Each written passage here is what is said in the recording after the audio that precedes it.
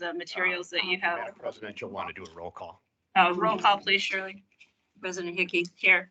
Trustee Kelly. Here. Trustee Fox. Here. Trustee Horky. Here. Trustee Howard. Here. Here. Here.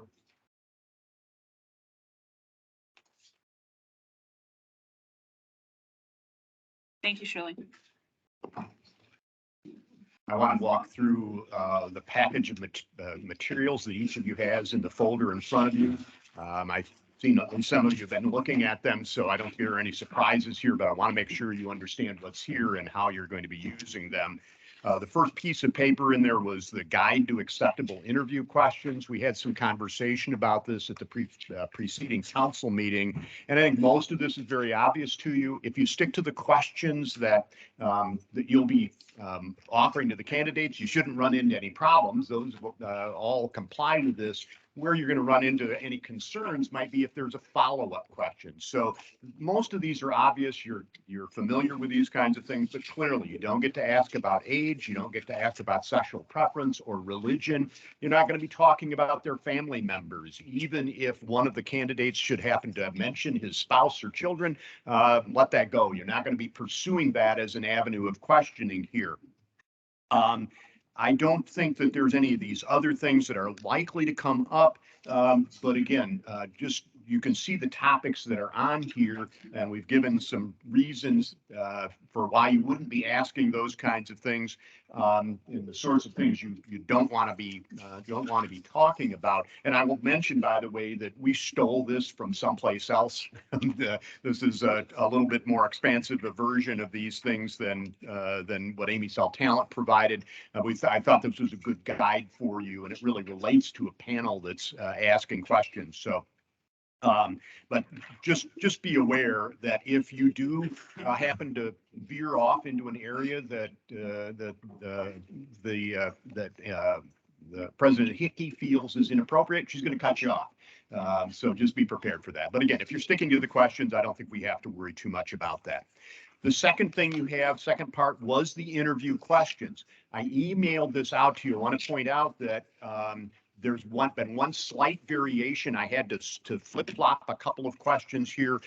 So you'll see that this starts out with an introductory question that the village president is going to be asking, and then we go into Trustee Howard and Trustee Cross and so forth. And we're just going to kind of follow on down the list here for you. Use your own judgment about whether you're going to ask all of your question all at once. I think that's the preferable way. We do have one question that has a follow-up question to it, and that's for Elena. So let them finish the question, and then the plan was get into the follow-up question before they're done. Even if they have exhausted their time, that's a pretty simple question for them to answer. So just plan to go ahead with that. I included for you a copy of the press release that we had sent out.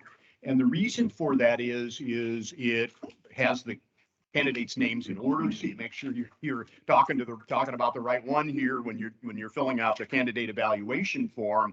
But more importantly, we summarized their resumes for you here so that you can kind of refresh your memory about what's the background of this individual that we're talking to. So that's the purpose of including that.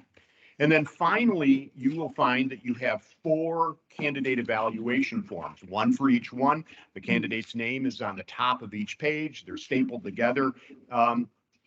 Each area of the evaluation form corresponds to one of the question areas. There is space that's provided on here to make notes. If it's not enough, you can always use the back of the page as well.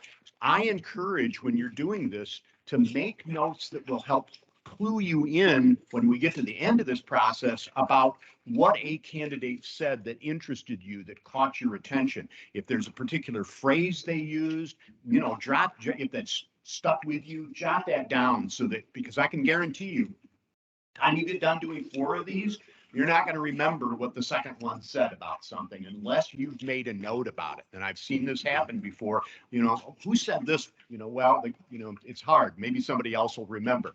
make notes. If something sticks with you that they've made, or you have an impression about them, make sure you're jotting that down there so that you can have a recollection of that. You may choose to evaluate each response as they go along, or you can wait and complete the evaluation at the end. We'll have a gap between candidates, so you'll have a few minutes to, to complete the evaluation form. With that, that's all the comments that I'm going to make about the materials you have, unless there are any questions that you have for me about any of them. Okay, if not, then I am going to introduce Dave Rose. Dave is with Amy Cell Talent. I'm sorry, go ahead. So the question brought up, so I think that we could kind of address it. Most of the question areas have multiple questions. Do you want to explain how you feel the best way to deal with them, asking one at a time versus all at the same time? I would recommend where you have multiple questions, you read through all of the questions. We've provided a pad and pen up here for the candidates so they can kind of make notes about, what you're asking them. They might ask you to repeat a portion of a question. That sometimes happens. You start answering the first part of a question, you'll have to, feel free to repeat it back to them if there is a need for them to do it. But I recommend you ask the question in its entirety. That will give the candidate a perspective on, what it is that you're trying to get to with that question, and they can decide what's the best way to try and bring all the parts of that question together. They're going to have limited time. They need to know, I need to, fit all my answers to all these issues into the 4 minutes that we're going to be giving them for each one. So my recommendation is read through all of the question in its entirety. Don't break it up. I think that's probably the better way to do it. And then for your purposes, in terms of timing, Julie's going to be sitting down here, or Vicky, somebody will be sitting here at the end for every candidate. I will explain to them that we'll be using a card system. At the 3-minute, 30-second mark, Julie or Vicky will show the yellow card, which means you've got about 30 seconds left. Then once we hit 4 minutes, they'll show the red card, indicating you need to complete your sentence so we can move on to the next question. Okay.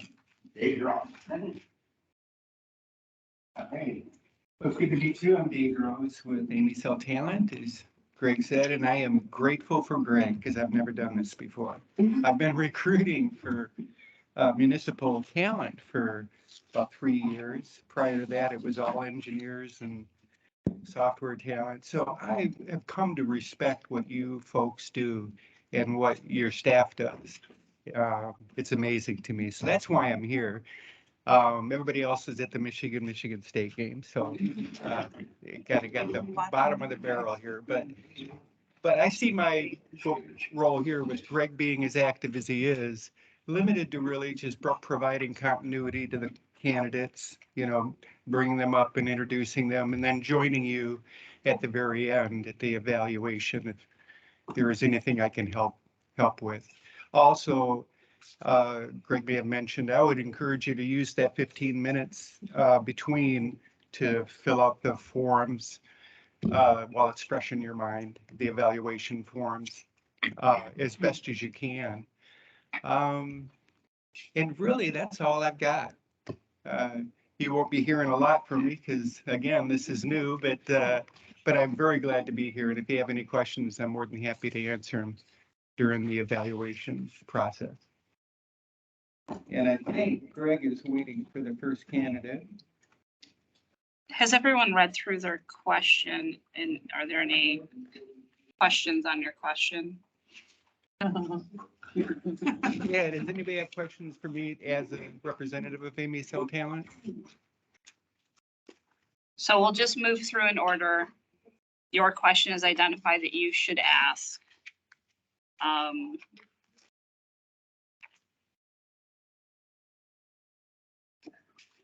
It's important that we ask all the same question to all the individuals. So we can't change it in the middle. So whatever way you ask it, or whatever you ask in the first interview, you must ask in the subsequent interviews. So if you have any issues with your questions, make sure you read it now and know it fully. if you hadn't had a chance to do it already.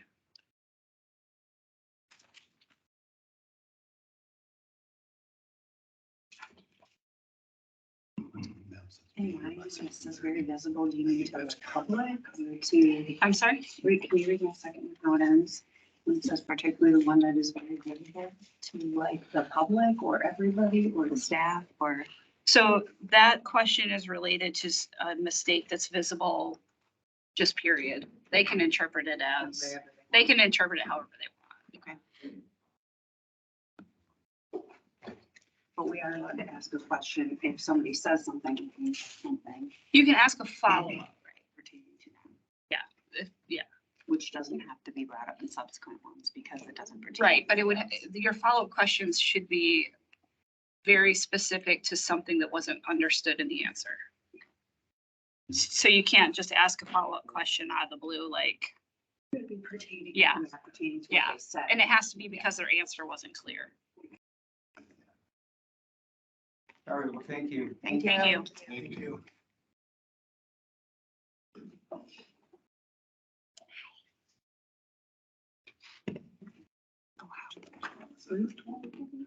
I know, it's very weird. I'm like, what?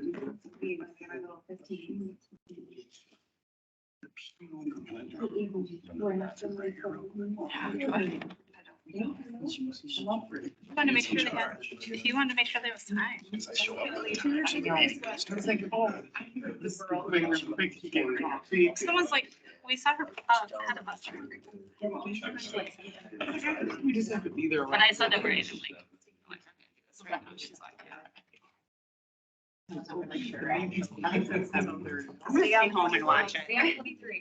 Yeah, I know, right? We went to 23, like to Ann Arbor yesterday. It crumbled. Got Butterfinger, malted milk bar, M&M was my favorite. It was, I couldn't believe that. It was my favorite because it was warm and melty. they did that with the chocolate chip when I went there. Yeah, the chocolate chip is always warm and melty. Butterfinger one was really good. And then there was a nerd one. Exactly.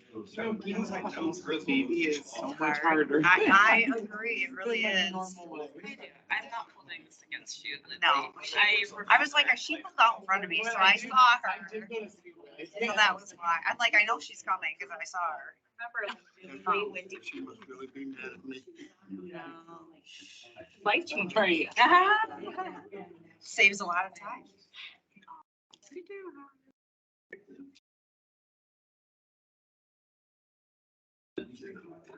Okay, good to know. Literally what I did. I can check to make sure I get the right number.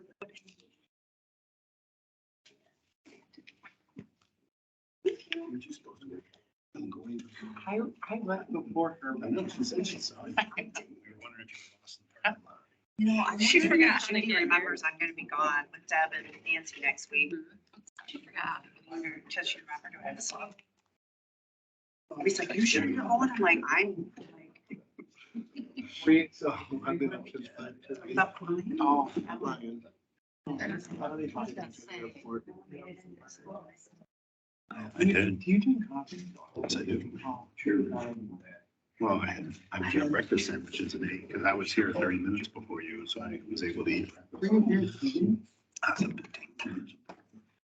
You're not early, you're late. Oh.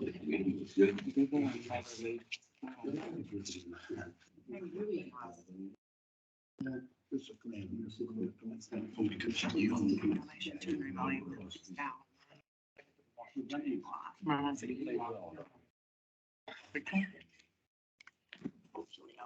Everybody's for comfort or style. That's really the decision of what. Your phone on silent? I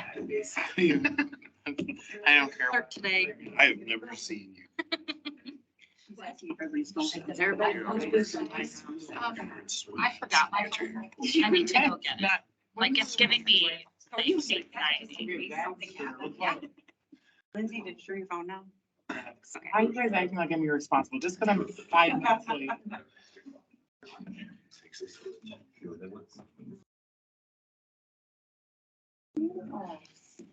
So cute. I may have actually snoozed an alarm, so it might be going on at the house. My family Sure loves they the have area. that. I haven't had to put an alarm on for like 5 months and this morning. His aunt that he's going to see later today. My start time can change day to day, so in the summertime or when the That's California, Florida. Florida. And this is her today. She just had her birthday. She's 92. She's He's just about it. Well, actually, she's again, I gotta go sit on the concession. That's not a concern. No, and they're done finally. Did they do pretty good? The groups that were good. Yes. It was huge for $9,000 on a small. That's nice. So, just more money for the program.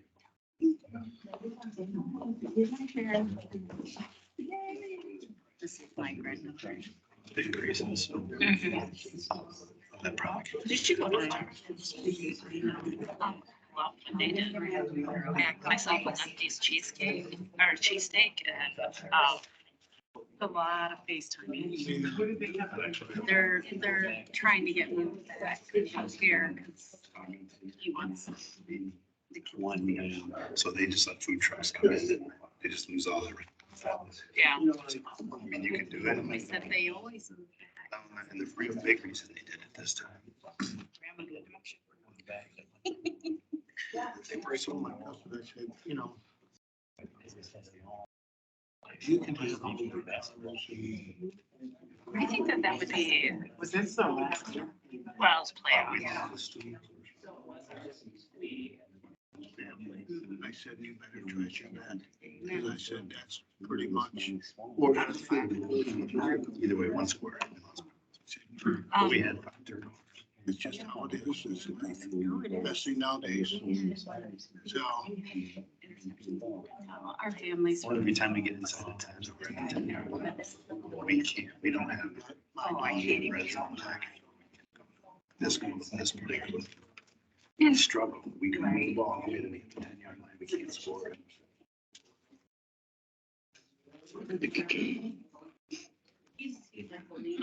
lead cheerleader. Yeah. Like, like, Really? did you get a lot of complaints? You're like, that's my boy. I did 6 again. But you know what though, like, the problem at Ida is a win, Right after. So they threw it all up and it blew right down. but they didn't stop. And they kept doing it and doing it. The bleachers got a little bit actually unsafe. To And be it's. honest. Um, Oh, my mom. purple, but they did. I just had a little. There was Is he one time- here? You want it? Yeah, go ahead and bring him. What kind of talk is? Well, the first time. it was Baby actually- powder, I thought. the First time they actually bought purple. Cheer powder. This white powder was just talcum powder. Yeah, it was baby powder. So they're all getting cancer. It wasn't just once. It was every 5. Well, that's It true. was every 5 or 10 minutes. A couple kids threw it up in the cloud. and just went all over. Yeah, like, All our fans. You look when people used to get antiqued as a joke when Jackass was out, like you'd get wet and you put powder on. Like some people walking out there because they were just like whatever, it looked like they got antiqued. It was kind of funny, but my mom, they would go home and crash. Pictures got really slick. Oh, that's After there was so much powder on them. She's like, so you really look.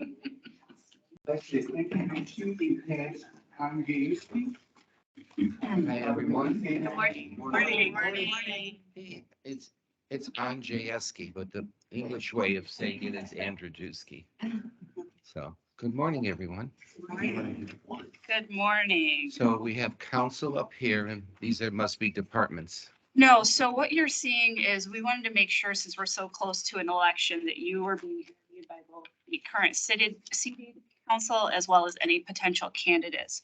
So the people in front of you are either a council trustee candidate or a council trustee or a village president candidate.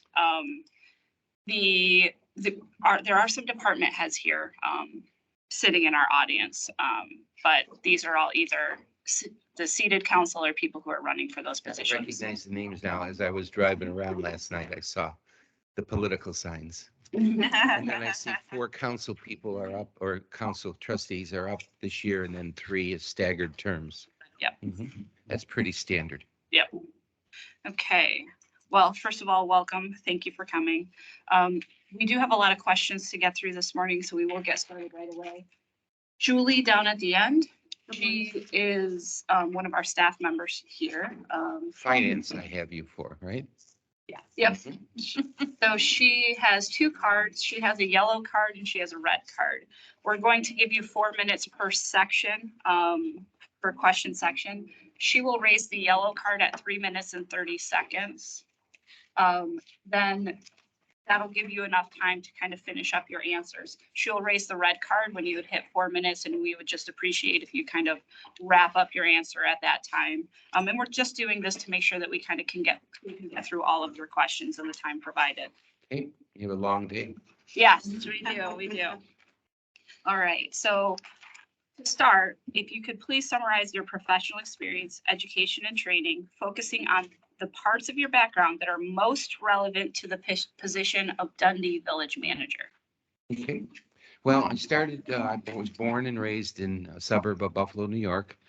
So I went to the University of Buffalo, received a degree, BS in business management, obtained a position near Cleveland, Ohio, and pursued an MBA. And I obtained the MBA from John Carroll University, which is in the Cleveland area. I went to work in the general business. I've worked for 3 or 4 major companies, AT&T, Sherwin-Williams, and we've always stayed in the Cleveland area. And then around the year 2000, our city of Eastlake was going downhill. We didn't have a very nice mayor. He didn't do good things financially. That's a mild way of putting it. And my kids were all grown. And I said to my wife, well, I'm going to run for council. So I ran for council and won, never having done that before, which was quite an experience for all of you running. And then the mayor resigned. So I decided to run for mayor, and I served as mayor of Eastlake for 10 years. That's where I obtained a lot of experience as far as managing a city. We were $3 million in debt in the general fund, if you can believe that.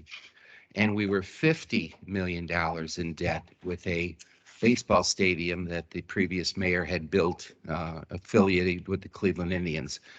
But all the money was borrowed. So I served as mayor for 10 years. We, in 3 years, reduced the deficit from 3 million to a positive number. We reduced the debt at the stadium from $50 million to $19 million by various selling naming rights, marketing, refinancing the bonds, which were at that time 7 or 8% bonds. We refinanced them to 2%. That was in the early 2000s. So I served as mayor for 10 years and was going to do it another term or 2, but I was defeated. And no excuses. My opponent got more people out to vote than I did. After the election, the residents told me, we're sorry you're gone. What happened? We assumed you were going to win. And I would go around telling people, you can never assume someone's going to win. You have to go out and vote. At that point, I decided, I'm a pretty good manager. I managed a budget. I managed the people very well, the departments, the residents liked me. So I decided I would pursue my career in city management as a city manager. Came up to Michigan, went up to the Upper Peninsula, nice little city called Menominee, right on the border of Wisconsin and Michigan. Served there for over 2 years and had an opportunity to move back to New York State.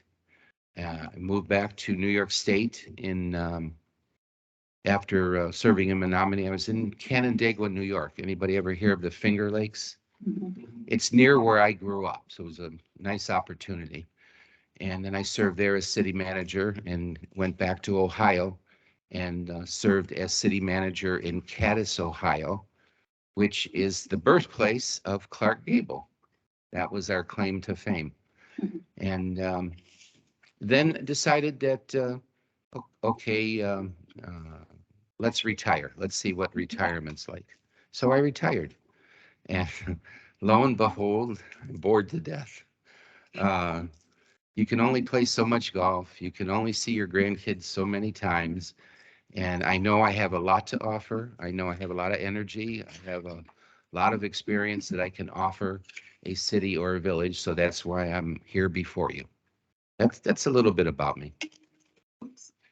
Wow, that was close. Good. I didn't rehearse either. Okay, we'll turn it over to trustee Howard. Good morning, Ted.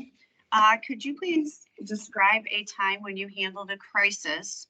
How do you approach leading and managing during such a time? How do you respond when you or a member of your team has made a mistake or a poor decision, particularly one that is very visible? Well, let's start with the crisis. When I was mayor of Eastlake, we had two major floods, 2006 and 2012. And I can sympathize with the people in Florida because we had 9 inches of rain in like 3 hours. Our sewer system could not keep up. The sewers were backing up. The water was going everywhere into people's homes, into their basements. It was awful. So we got together a team. We had contingency plans because we knew the rain was coming. So we had a room in the fire station where we had a crisis area, and we managed the flood from there. Did things like organize the removal of the rubbish, because when people started cleaning their homes, getting all the stuff out of their homes, they just piled it to the street, and meat, rotten meat, everything.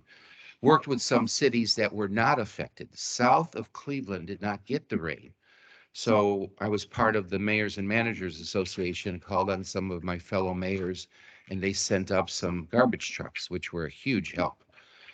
Instead of putting them in our service trucks and hauling the trash away, because we had an outside trash company doing our trash, and they didn't want to come and do extra. So we organized the removal of the trash. We organized the removal of all the debris, and the residents were pretty happy. I know they didn't like it that their basements flooded, but there's not much you can do about that when your sewer system backs up. It was like what they called a 1,000-year flood. The second part of your question about, could you repeat that part about handling a problem employee? Was that it? Sure, yes. It was, how do you respond when you or a member of your team has made a mistake or a poor decision, particularly one that is visible, very visible? Well, thank goodness I haven't had a lot of those. The one I can think of is an employee, I won't use his name, but in Caddis, where he was our park manager. And as the park manager, we had rentals during the summer. People would come in with their motor homes and park for 6 months, 7 months of the summer. And when I got there, Scott informed, well, I shouldn't have said his name. He informed me that he does not work weekends. And I said, how can you not work weekends when we have all these renters there on Saturday and Sunday? They have to have somebody to call if there's an emergency or something needs to be done. And he said, well, the summer help can handle it. I said, 17, 18-year-old high school kids cannot handle a crisis. So what we did is we got together. There was an assistant park manager too. And we worked it out where one worked Saturday, one worked Sunday. And then later I found out the reason he didn't want to work weekends is because he had a big farm right adjacent to the park that he liked to work on at the farm. So I sat down with him and I said, you really have to decide. Your career and your money and your benefits and everything comes from the village. Do you want to work at the village or do you want to work at the farm? And then we worked out the compromise where Saturdays and Sundays they split. So that's it. Mhm. Good morning. The village manager must communicate with people in the organization and the community. What is your greatest strength when it comes to communications? And how do you communicate bad or disappointing news? Disappointing news. Okay. Well, let's start with the first part of your question. I think transparency, especially nowadays, is so important in village and city government. I let the residents know, and they will know very shortly that I have an open door policy. So any resident who has a problem or complaint even, just come in and talk to me. Let's talk it out. I'm also a firm believer in returning phone calls. I don't know how annoyed it gets very annoying. Let's put it that way. When someone calls and then you don't have the courtesy to return a phone call. So whether it's good news, bad news, whatever, answering questions, listening to their problems, I always return the phone calls within at least 24 hours, if not sooner. If they call in the morning, I call that day. If they call later in the afternoon, if I can get to it, I do. If not, first thing in the morning. So I know you need to get back to people, department heads, council people, village residents. You need to get back to them. The other thing nowadays too is emails. People will send emails and you responded to emails, they appreciate that too. I know it's a little bit different nowadays where people don't like to talk on the phone much. They'd rather send an email and have you respond to email. So same thing with emails, return the emails right away. And just transparency, knowing that they can come in and talk to me about anything. I don't judge, I listen, I try to solve problems. The second part of your question again, please. Well, how do you communicate bad or disappointing news? Just be honest with people. I mean, if it's bad news, you might as well tell them up front. I'm sorry, we can't do anything about your flooding in the basement. We can make sure the sewers are open, make sure the water gets out, but cleaning the basement has to be your responsibility. So I always believe you might as well be honest with people. Let them know what's going on, and good or bad, at least you tell them the truth. Sometimes people don't like what they hear from me, but it always will be the honest answer. So communicate. That's it. Thank you.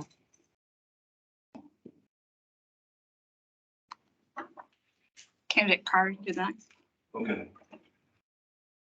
The village has experienced significant turnover recently and key staff positions are vacant. How will you go about rebuilding the organization? It's multiple questions. What steps will you take to attract and retain team members? And can you tell us about a time when you had someone on your team whose underperformance did not improve to a satisfactory level? All right, I did as much research as I could. I read some newspaper articles. I looked on the website, and then when I clicked on a department, sometimes they had the name of a person, sometimes they didn't have the name of the person. So then I very quickly deduced that's an opening. So I did see you have many openings here, and key positions too. I noticed there's no police chief. For example, I noticed there's no DPW director. Those are key positions. I've faced that before. I mean, you have turnover in city government. You don't have a lot because local government jobs, salaries, benefits are great. What I've done in the past, I had a big opening for finance director in Eastlake, key position. Of course, you advertise, but then you also go to the different societies. Like we had the Ohio Municipal League in Michigan. I'm familiar with the Michigan Municipal League, and you advertise on there, and hopefully you can get some candidates from those areas. We narrow it down to 3, then interview the 3 and choose one. I think it has to be a process where you bring in the resumes, narrow it down to 3 people, and then go from there. So to answer your question, steps, advertise, word of mouth, go to the different groups and see if there's any candidates out there. There's good positions here. I'm surprised they're not filled, although I know it is a small village. Second part of your question was, what was that about the team members again? Well, this was what steps will you take to attract and retain team members? Okay. Well, to attract and to retain team members, you have to make them like the fact that they're working here. So you be let me see what the words I want to use. Be receptive to their ideas. Let them do their jobs. I'm a firm believer. If you have a department head, you let the department head do their job, and then I oversee and there for questions or concerns, but I don't interfere with the DPW department. I don't interfere with the police department. I'm there, I oversee. There always needs to be the point that they have somebody that they know that's overseeing. So I said, treat them right, with respect, listen to their ideas, let them run their departments. That's very important. And after that, And the final question is, can you tell us about a time when you had someone on your team whose underperformance did not improve to a satisfactory level? yeah, we had a building department manager who just did not like to communicate with residents and especially with contractors in upholding the building codes. He unfortunately thought that he was God's gift to the building department world and would not go out and talk to contractors, would be very rude to contractors, would be very rude to residents who were doing repairs or renovations. I sat down with him. What we did is we did a 30-day final chance agreement. I believe in giving people a chance. So I sat down with him, with our lawyer, and we said, here it is. These are the things you need to improve on. You have 30 days to show some improvement. Now, you don't have to completely turn around in 30 days, but we want to see improvement. We want to know that you want your job. And we had him sign the 30-day letter of agreeing to improve or not improve. Unfortunately, he never changed. He just stayed the same way. So we had to terminate him. But I want to emphasize this. I believe in giving people every chance to improve. When I was in the business world, that's the way we did it too. We gave people the opportunity. Here's what you need to improve on. Here's how long you need to show some improvement, and then we'll go from there. Thank you. Trustee Silly? Morning, sir. Good morning. I'd just like to know, how would you, describe your experience with strategic planning and goal setting? And how would you use that experience to set a strategic agenda for our village? Good question. And the strategic planning comes in mostly, I've done that with economic development and repositioning the city's business district. We did some planning reviews where we took the different parts of our business district and redid them to allow more businesses in there, to allow wider space for businesses. So I think strategic planning comes in a lot with economic development. Where do you want this area of the city to go? Where do you want this area of the city to go, or village in this area? And then plan it out that way. The other place we did strategic planning was in finance. You need to know where your money is coming from. You need to know where your money is being spent now, what future projects you have. For example, we did a lot of water and sewer line replacements in Caddis. So we had to plan that out many years, phase 1, phase 2, phase 3. So I think in strategic planning in economic development, strategic planning as far as big projects are concerned. So you know where the money's coming from. Do you have to get loans? Do you have to get grants? Can you get grants to pay for it? And have that all planned out so you don't go into it blindsided. And that's most of the strategic planning that I've done. Okay, Mhm. thank you.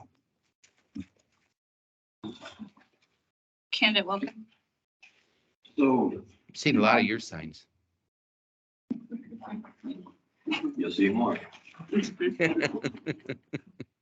What are the key attributes of effective council and what will you do to improve the local government management skills? What have you learned about the village of Dundee since? Let me start with the last question first. I actually learned a lot about the village of Dundee. There's a lot of information out there. I do have one question someone can clear up for me. In one place, it says the population is 3,957. And then another place, it says it's 5,600. So you've really grown over 10 years. So it is 5,600 then, okay? Sure. I saw the big Cabela's project. I went onto the website and learned as much as I could about you candidates running. There are articles about you in the local paper. I saw everybody's write-up of what they thought the biggest concerns were. I went into the government website, and so, as I mentioned before, I looked at all the departments and then tried to figure out, okay, there's a vacancy here, there's a vacancy here, how many policemen there are, how many village employees there are, et cetera. So, and then last night I came in yesterday about 3:00. I drove everywhere. I started at one end of M50, went to the other end. I started at where the farms were. When you get out of town, 5 minutes going past Cabela's, there's farmland. Turned around, went the other way, and ended up at Kroger, and then saw the end of the village there. And saw all the different fast food places, all the different small businesses. So I tried to, then I went around to I want to see, okay, what kind of housing is here? I saw the older style housing, then I went to River Edge, is it?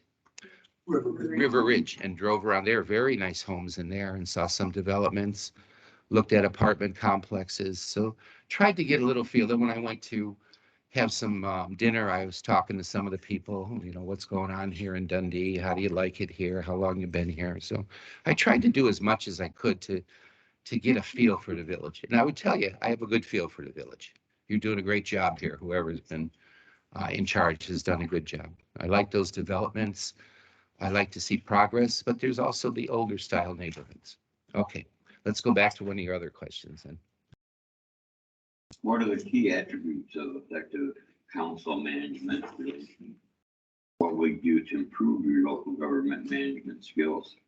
Okay, council management relation it's very much dependent on communication. I'm sure most of or all of the council people have jobs. So in the past, I'll get emails during the day from the council people at work.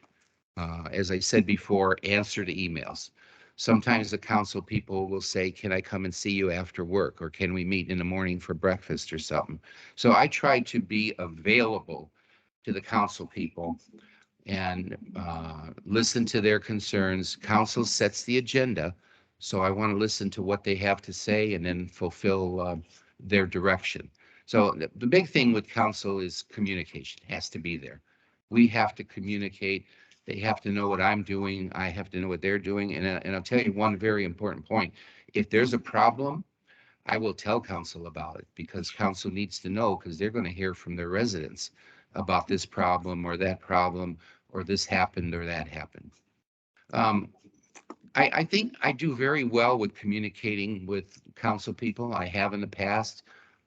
They've become friends of mine. I still talk with council people from other cities that I've been in.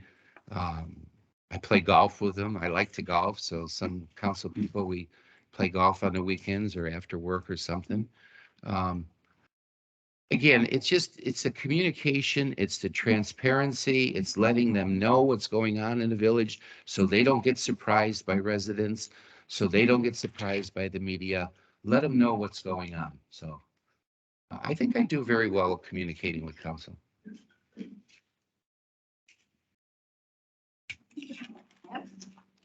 Right, well, someone said there's water here. Is it a little dry in here?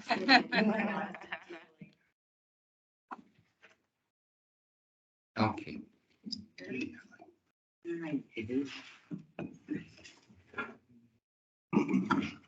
Dundee has experienced significant population and economic growth in recent years.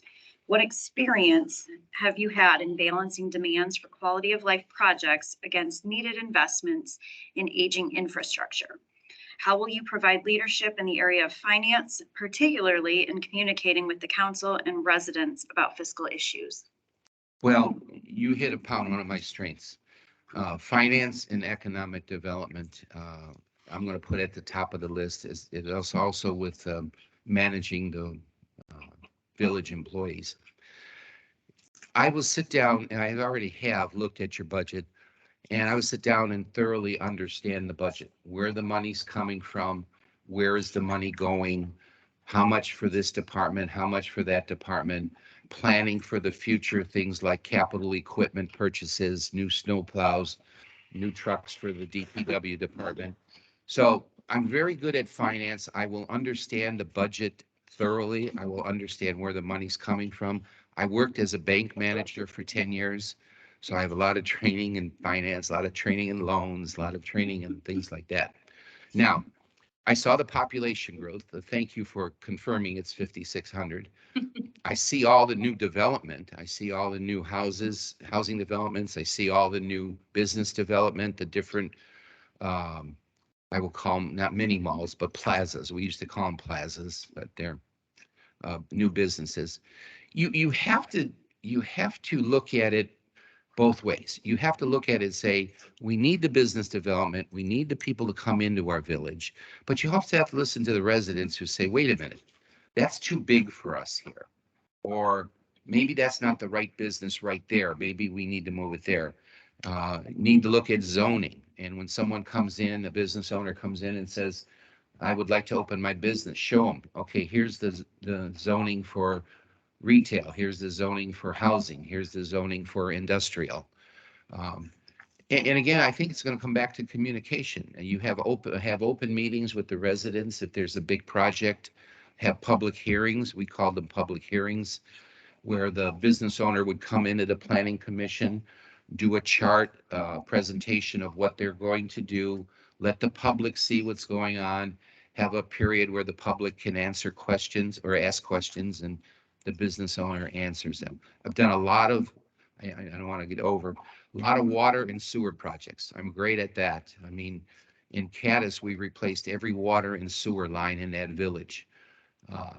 Not only because they were rusted and worn out, but they were just breaking all the time. And we got a lot of grants.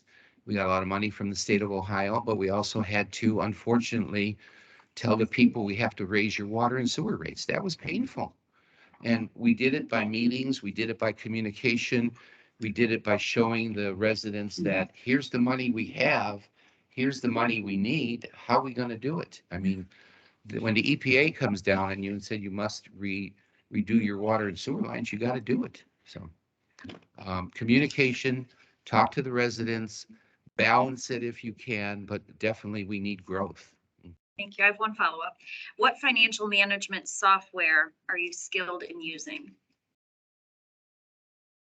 I have not used actually the management software. That's usually done by the finance department. They will give me the reports and I will look over them. But as far as the day-to-day management, so I could, if I had time, I could tell you what systems we use. They'd probably say ones you use. No, honestly, I question honestly and say, I look at the reports. I don't do the day-to-day input. Thank you. Candidate Bourdon? Good morning. Morning. What experience do you have in creating local and regional partnerships? What are the characteristics that contribute to successful partnerships? Well, in Ohio, we had organizations. We, as a matter of fact, for a year and a half, I was president of the Lake County Mayors and Managers Association. We had a group. We would meet every month and discuss things that are going on in the region, different projects, different things affecting the different villages and cities. So I think partnerships with local government, with the local mayors, with the local city managers here. I didn't see a local mayors and managers association, but there's the Michigan Municipal League. You need to be a part of that. You need to be active with the municipal league and use their resources. Business partnerships are good. I've always done well at that. I come from the business world as a banker and as a marketing person. So I know how to relate to business owners about their concerns when they come in a village. And I think villages, cities need private and public partnerships. A lot of development is done nowadays with public-private partnerships. And I'm very good in talking to business owners, CEOs, presidents, whoever I need to talk to. Thank you. Trustee McClendon? Morning, sir. Morning. We're where would you place yourself on a spectrum that ranges from task-oriented to people-oriented? And what techniques do you use to handle conflict? Well, I'm in the middle, maybe a 6 out of 10 for more with the people than task management. I mentioned earlier that I believe in letting the department heads, the managers do their job. So I would sit down with them. Well, I should mention this. Everywhere I've been, we have a weekly staff meeting. Maybe in Caddis, we only did it every other week, where we got the staff managers together, the building department, the service department, the police department, finance department, and then we just had a meeting discussing what's going on in the village. So I'm more towards the spectrum of working with the people than with the tasks. And the second part was handling conflict.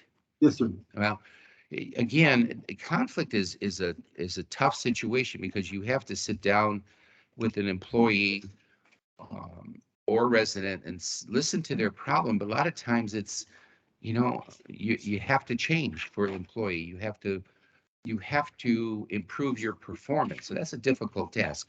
So I think you be honest with them, you lay it out. This is what we see. This is what you need to do to improve. And with a resident, if it's a conflict, you let them air it out. Let them talk to you. A lot of times a resident gets frustrated because there's nobody to talk to. So I'll have them come in my office, let me know, just air it all out. Let me know exactly what's going on. Sometimes we can help them. Sometimes I have to tell them no. I remember one resident was really upset because we wouldn't pay thousands of dollars to take down a tree in their backyard.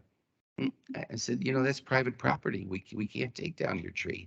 Well, it's causing all these branches to fall. Well, I had to tell them no, but that was the honest answer.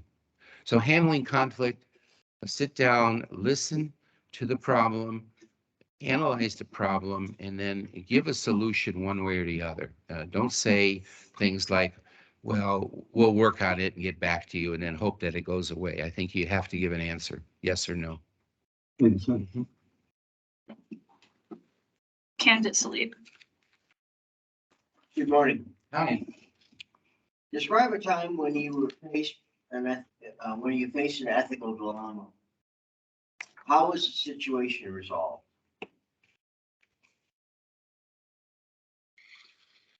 I'm trying to think if there was any ethical dilemmas. Well, when we were doing the water project in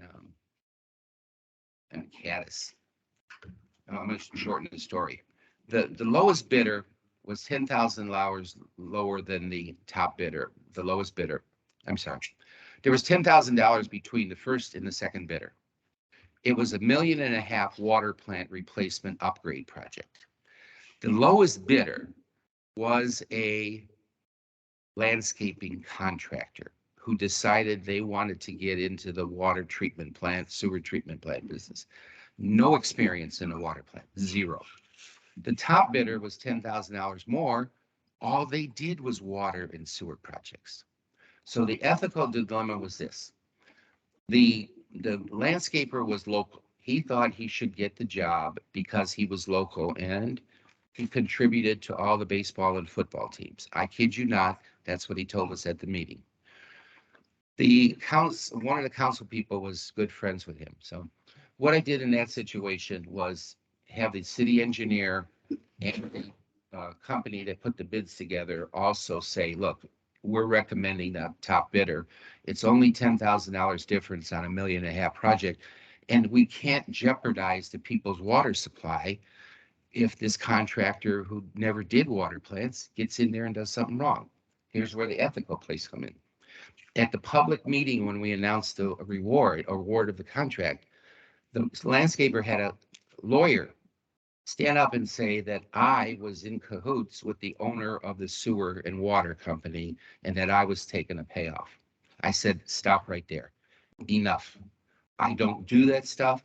I never will do that stuff. I don't even know the owner of the company we gave the contract to. We do that later after the contract is awarded. So I stopped it right then and there. And people who know me will tell you this. Ted's the most honest government person I've ever met. Anybody comes into my office and tries something unethical, leave. I don't even want to talk to you. Okay? So ethical, I don't tolerate unethical things. And maybe, I hope that answers your question, but that was an example where I was accused of being unethical, but in fact, they were just mad because they didn't get the contract. And then also describe a time when you found it necessary to put the public interest ahead of your own personal interest. Public interest ahead of my own personal. The only things I can think of are perhaps meetings or community events where maybe I had something else planned and I forego what we were going to do personally because I felt that community event was more important for me to be at. Especially as mayor, there were a lot of community events that I had to be to in the evenings that I gave up a lot of personal things to do. So if it's something between what's good for the community and something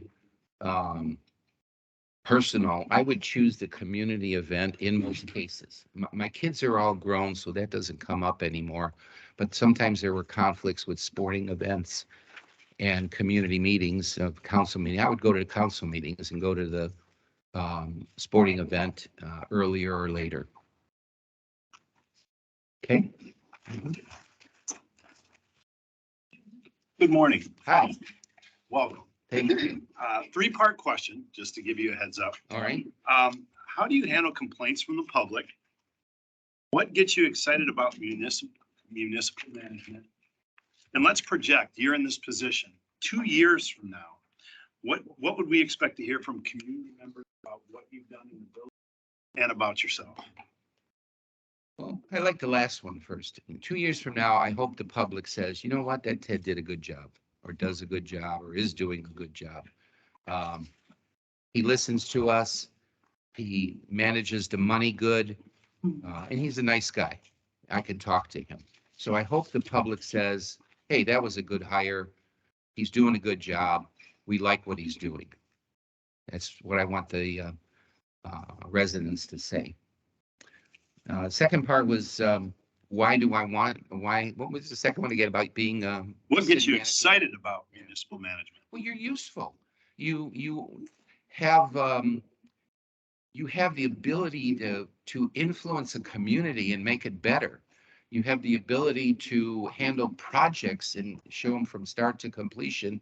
And you can say, hey, it was with my efforts and the efforts of the village council and employees that we brought Cabela's to Dundee.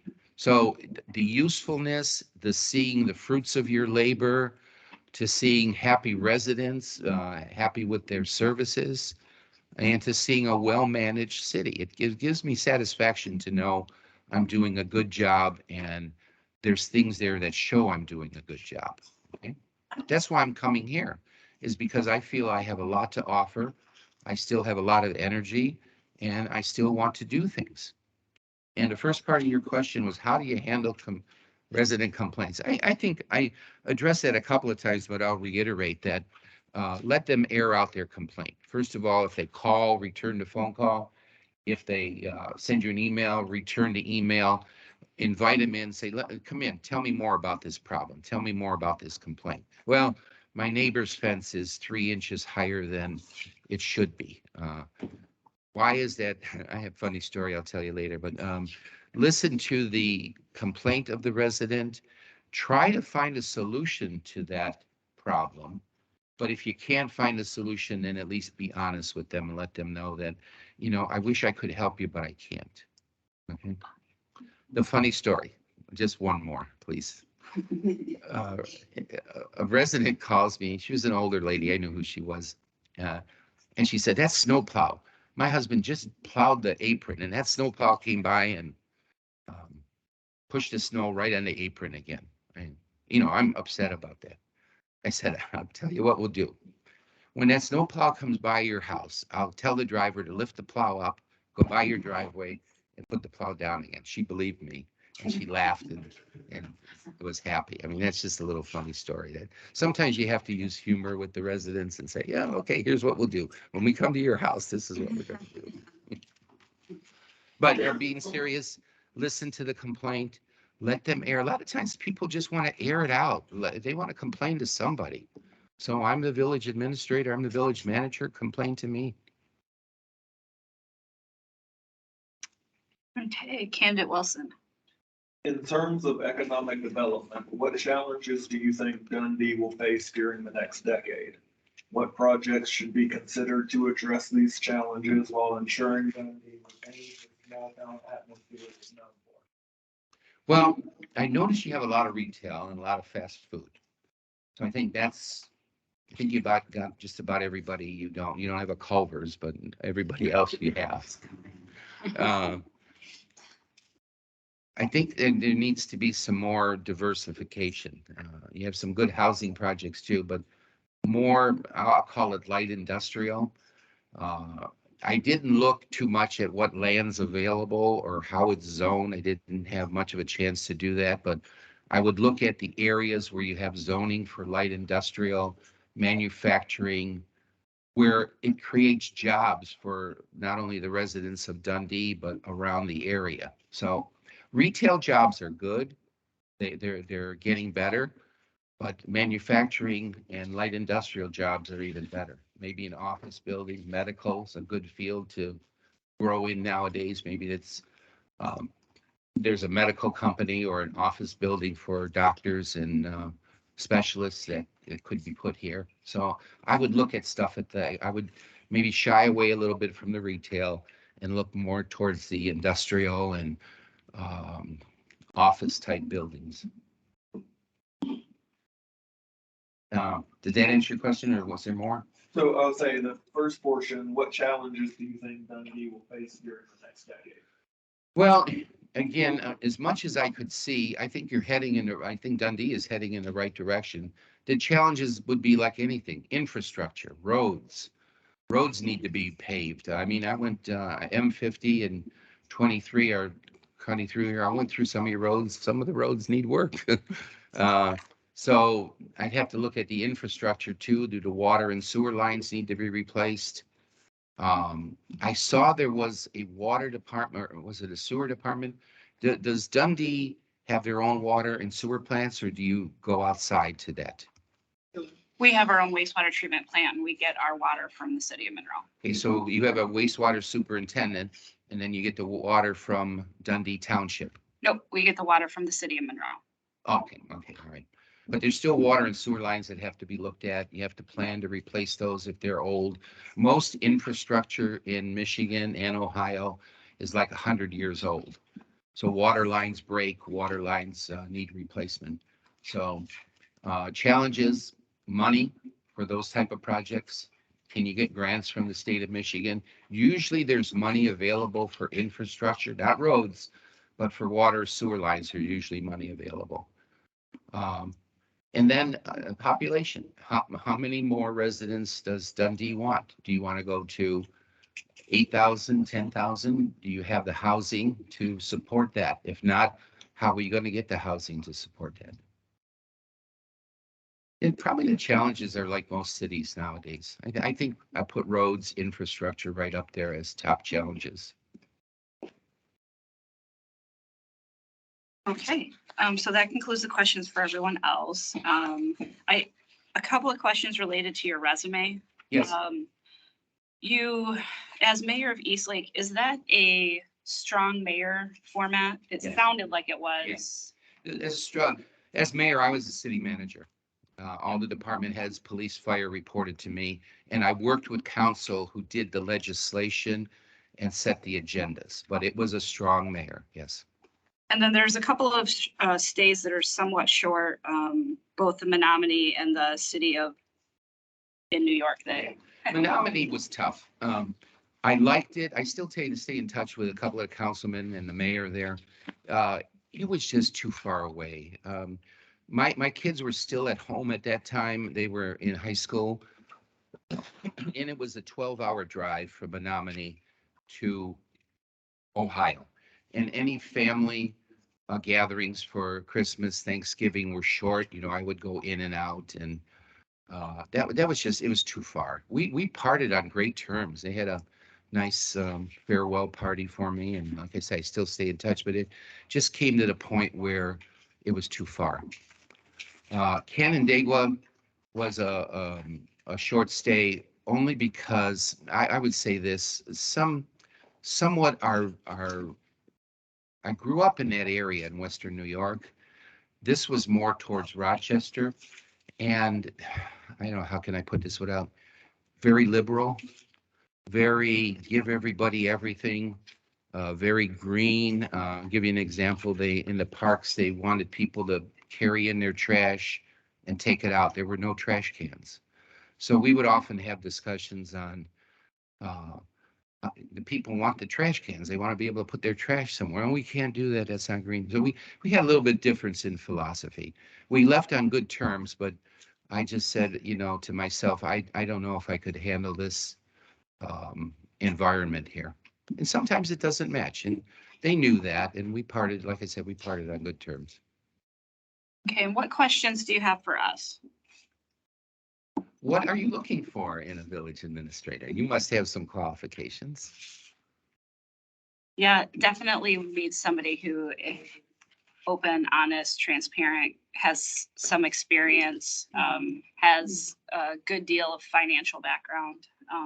Anyone else? You Oh, guys, that's fine. I kind of saw that. Please. Oh, mhm.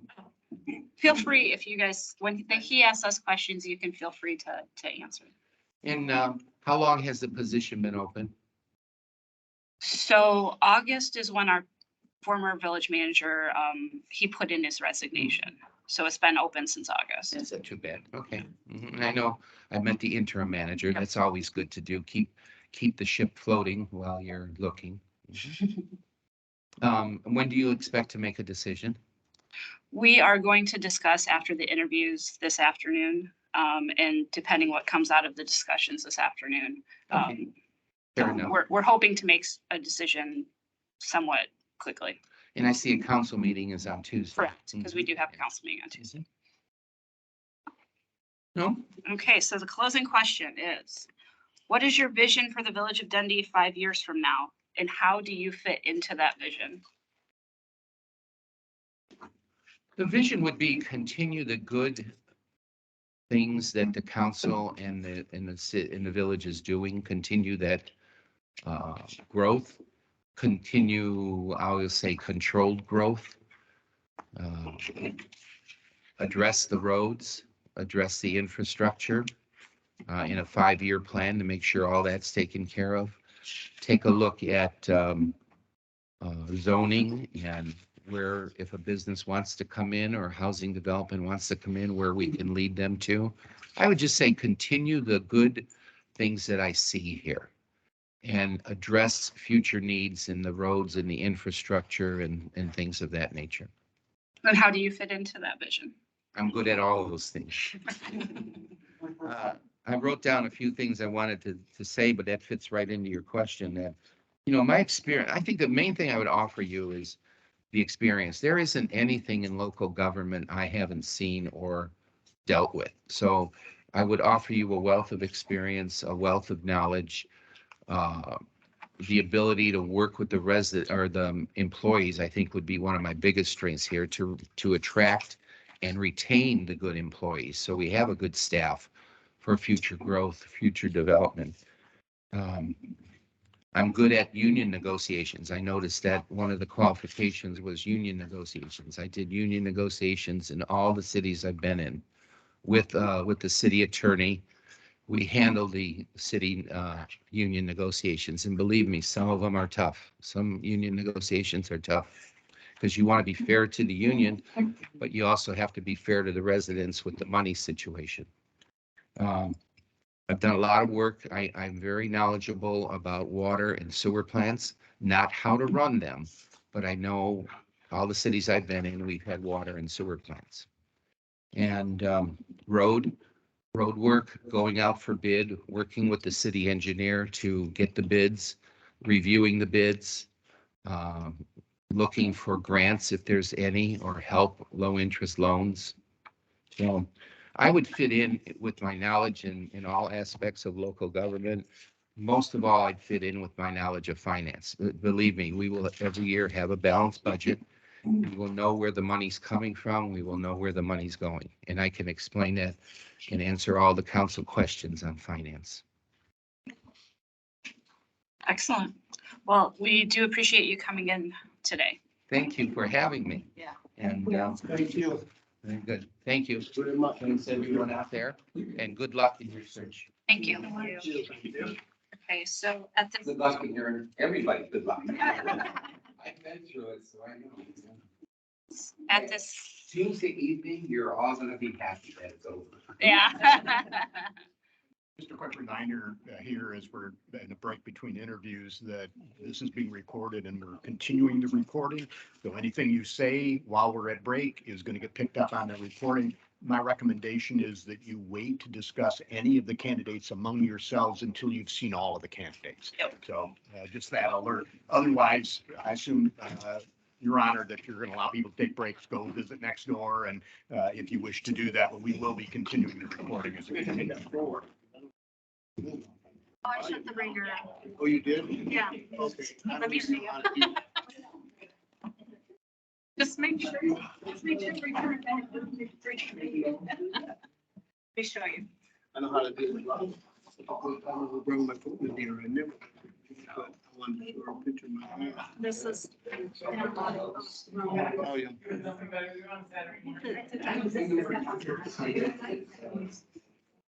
You're not getting any sound.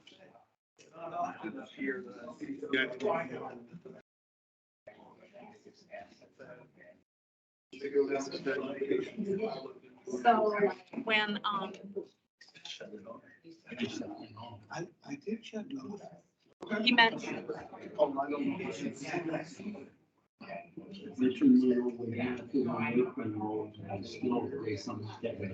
so when it's down here, when you want to turn it.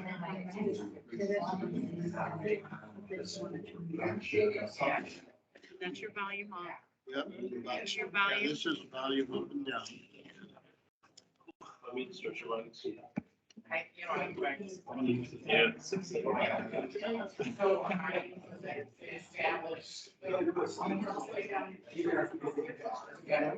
rain had the volume all the way down. You want to just. Do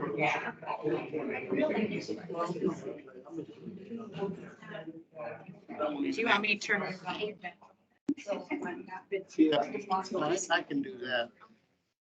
Yeah, I'll just take it out. I have to go off. First time I ever put it to a meeting. Thank you, Howard. Went and got my fruit and my dip. Sorry. I won't open it in the middle of something, so it makes all this noise. I didn't know people would pick that up out there, you know? Stretch my legs a bit.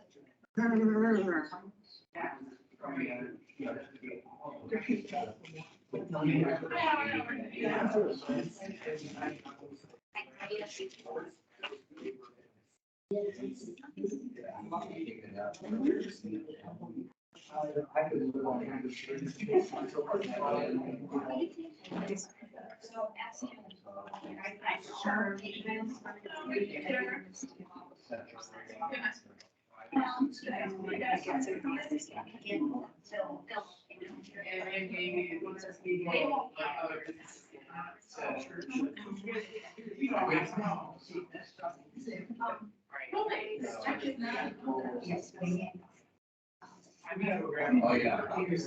Thanks for being here this morning, yourself. A little late, but you know.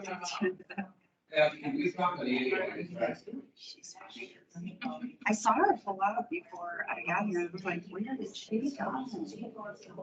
She went to Speedway to get coffee. Oh. Did you not think we were gonna make coffee? I don't know. I made coffee too, but I put my creamer in it, which I love, so. Vicky and I were trying to make sure we got. Do you really? Perfect. For everything, huh? I know, I'm not, I should know better. I'm not really worried. Who does decaf? Okay, at night sometimes. At night, yeah, but that's about it. I'm gonna go check. Make sure it's filled up. Yeah, is it still foggy out? You looked out there? Yeah. Dude, we lose by 2 points last night. 4, dang it. They play good? I'm pretty sure, And that's what did it. Turnovers were the story of our first half. Versus our They second score half. on your turnovers? I don't want to be air today, that's all I know. 'Cause Oh, what a bummer. but not at him, but at one of his coaches. And So they could have won. A lot of similar opinions.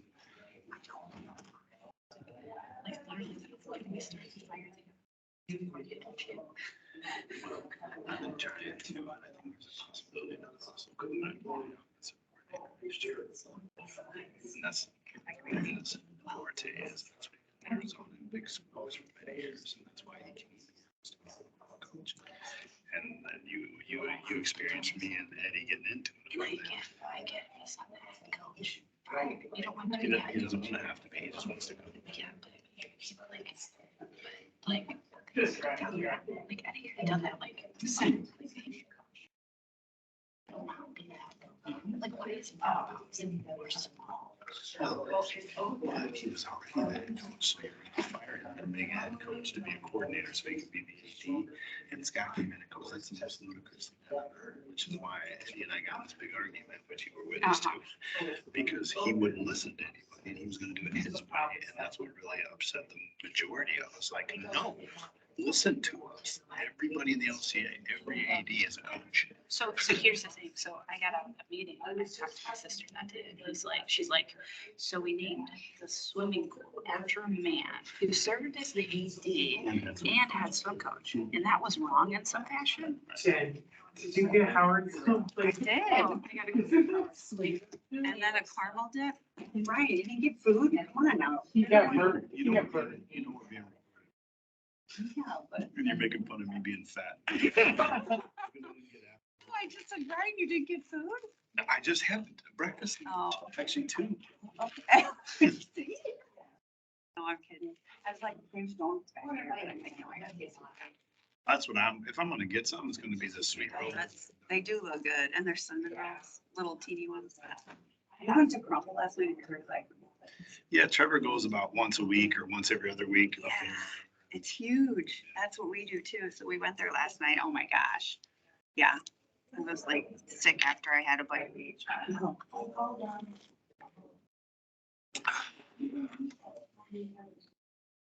Well, that's too bad about the game. Are you going to the Michigan game? I'm watching it from home. No. I'm watching it from I'll home. be at home. I gotta head out to the cottage and do leaves and yard. One more time before. Did you go out there at winter? No, I winterize it, but we have to go out there. This will be the first week, but we'll go out there like every other week or every week for the next 6 weeks until the leaves are down because there's so many leaves there. That's why I don't want to put any trees in my yard because I hate raking leaves. The whole berm is right there, so they kind of come around like I'm not doing it.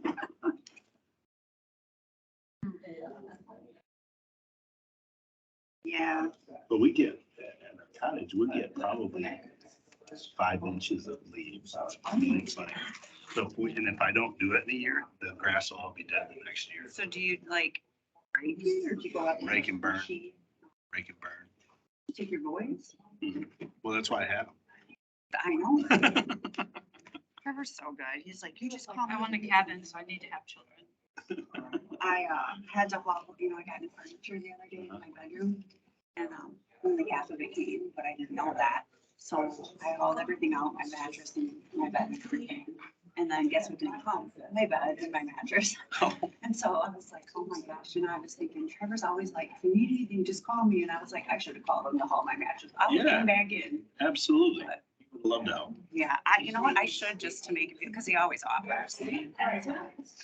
Yeah, even if you don't need it, he would. Dang Great, it, just this to is a help. pain. I'm like hauling it all by myself, in my garage.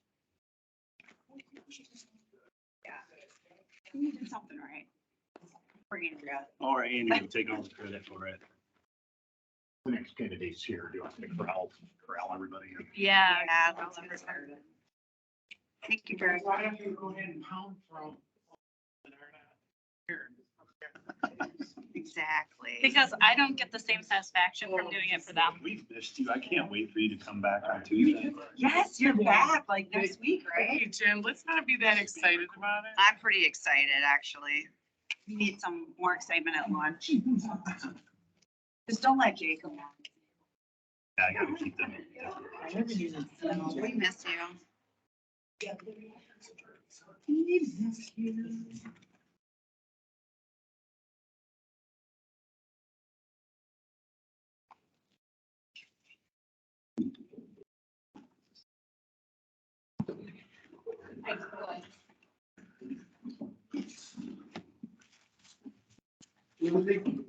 I'm just trying to be. You are such a nice person, Howard. The world a better place. Howard, we made it so many people. Howard, happy. I love you. I love you. And it's recorded that I love you. Okay. Is it gonna be in the She paper? can't. I know, yeah. Oh my gosh. Tanya, you gotta, go ahead, put that in the paper. Andrea said. That's hilarious. She can't see. She didn't say it.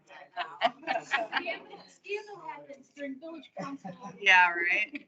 interviews. Dundee president says she loves her. I got up at 5:30 and I was thinking, they didn't have the homemade donuts that I wanted. And I said, I gotta do something, so I bought the apples and the Amazing. I think that it was great. It made me happy. And you got caramel dip. No, right? Don't worry, everyone. I'm not going to Florida with Howard.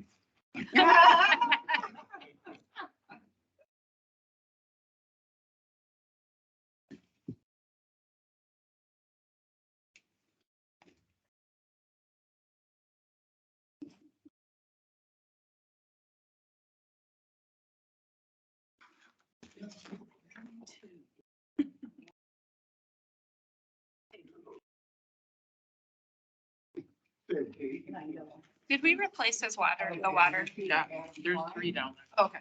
I do not see any water. Okay. Excellent. All right. Okay, well, welcome. Thank you for coming. Just kind of briefly, this is your village council with our clerk and then a staff member at the end. Be running the timing. And then seated in front of you are candidates for either the village president or the council position, the trustee seats, because we do have an election coming up. So we wanted to make sure that everybody was involved Okay. in the selection process that, could potentially check the table for your selection. As I mentioned, we do have a timing process. Julie at the end has 2 cards. We have a lot of questions. It's going to be a lot to get through for each person that asks because they do have multiple parts. But Julie will show you a yellow card at about 3 minutes and 30 seconds so that you have about 30 seconds left to answer, because we're giving you roughly 4 minutes per question. Okay. Per section of questions. So when she shows you the red card, just kind of finish up your statement. Yellow means you're close. Red means just try to finish. Certainly. Don't hold it against me. Yeah, no. Please don't hold it. All right, so we're just going to begin by having you give a brief introduction. We ask that you please summarize your professional experience, education, and training, focusing on the parts of the background that are most relevant to the position of Dundee Village Manager. Okay. Well, I've been in public service for quite a long time. Started out in the United States Army, transitioned to police officer in White Lake Township. I worked there for about 29 years. The last 3 as police chief. Retired from there and then took another position in Township of Lansing. as police chief. Um, Reinvigorated that particular department, brought its level up. And that was about 3.5 years. And then started looking, wanted a little something more, thought maybe I'd try something different than just police chief. Oakland Township is where I'm currently working. I'm township manager there. Been doing that for now about 3.5 years. Township form of government, it has a little bit of drawbacks, as in there are elected officials that do come into the department and run sort of the individuals, like the clerk and the treasurer. So the township manager doesn't have a lot of control over those things. And then there's also problematic with, let's say, roads and sewers and water, where you're more like a liaison. So you get a lot of the grief for a lot of the things that aren't fixed, but you don't have a lot of control or responsibility for those things. And that's kind of why I started looking around for other forms of government that I can work in, and that's what interested me in the village here. I'm also, and been, I believe, probably now about 20 years, I live in the village of Goodrich, and I'm the planning commissioner there, and so I'm familiar with some of it, much smaller than the village of Dundee, but very similar in its makeup.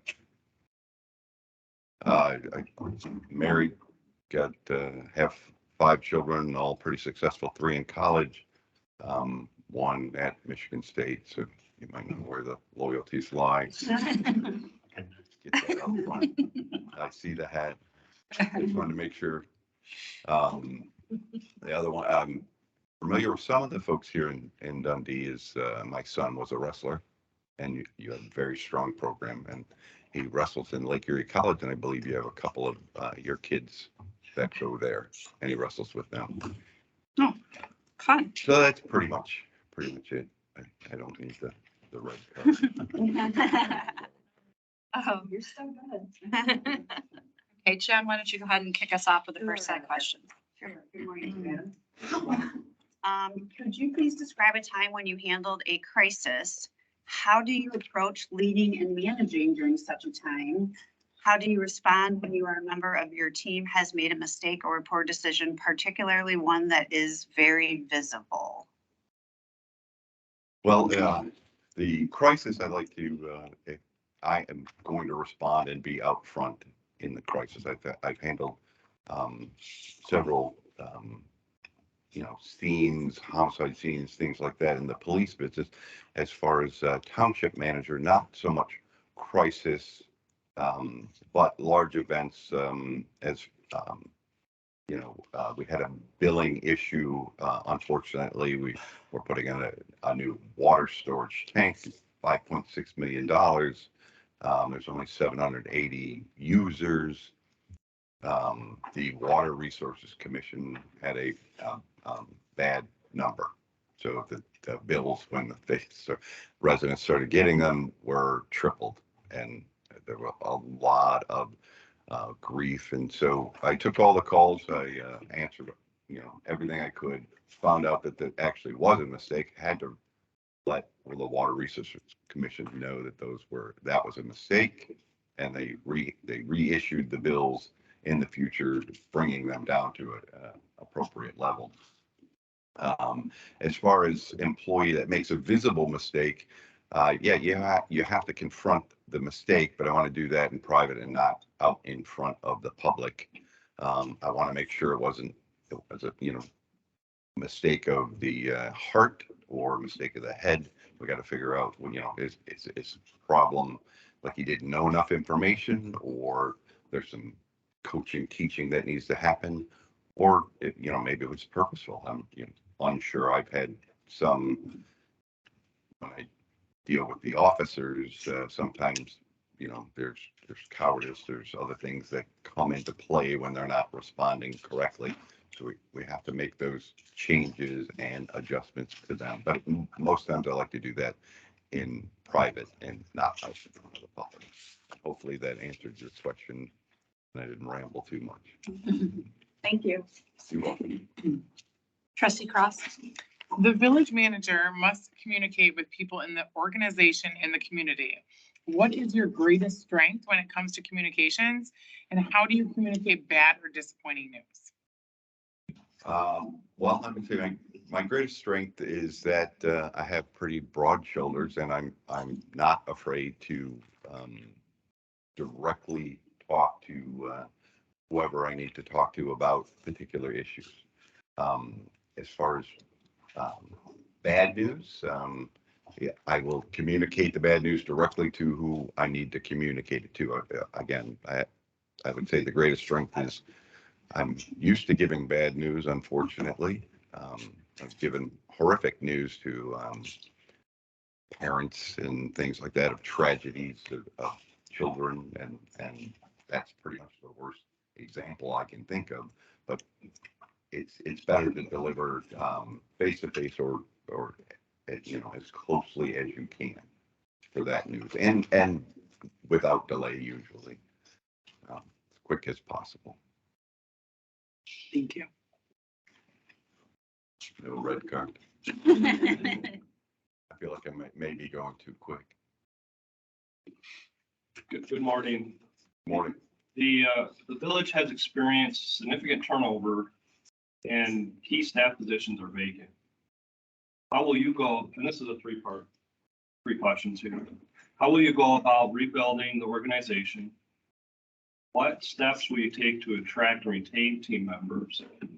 And finally, can you tell us about a time when you had someone on your team whose underperformance did not improve to a satisfactory level?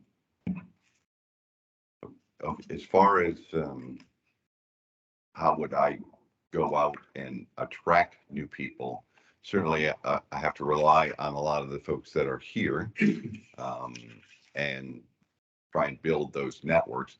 I would also use some of the networks that I've already have in place to reach out to them to see if we can attract talent that may want to come and apply it here. The last part of the question was if I have someone that underperforms. It's almost the same as the earlier question. You want to pull them aside. You want to discuss the performance issues, and then see, try to get to the problem, and see if we can coach or strengthen those issues. And then if you cannot, they're going to have to lay out certain goals. If those aren't met, then you may have to move on or find better positions, better fit for those positions. If they're unable to do what they were tasked to do, then maybe we have another spot for them. If they're a talented employee, but they just can't make it to the level that we need, they have to move them someplace else. We can look at that. As far as attracting talent, it's rough currently all over the state. I mean, police, fire. I noticed you had some finance director earlier I was reading, and you had some probably in Oakland Township. We also had the same problem, and everybody seems to be taking from other municipalities. So it becomes difficult, and you just have to rely on the relationships you've built. I know you guys are members of SEMCOG, and they are a pretty good resource, and all of those folks, and you can talk to those leaders. And sometimes they have a person in a position that they're not quite ready to move up to the next position, but maybe they could fit here. And certainly they would, they share that information most times. Hopefully that answered your question. Thank you. You're welcome. Trustee Sell. Morning, sir. Good morning. Could you describe your experience with strategic planning and goal setting?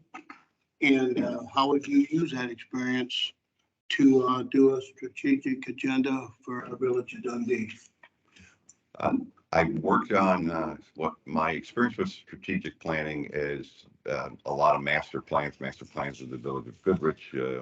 We've done a capital improvement plan with Oakland Township, work with the Parks and Rec department with their master plan. We're probably next year, Oakland Township will be moving to update their 5-year master plan. I haven't quite been there 5 years, so I haven't worked on theirs yet.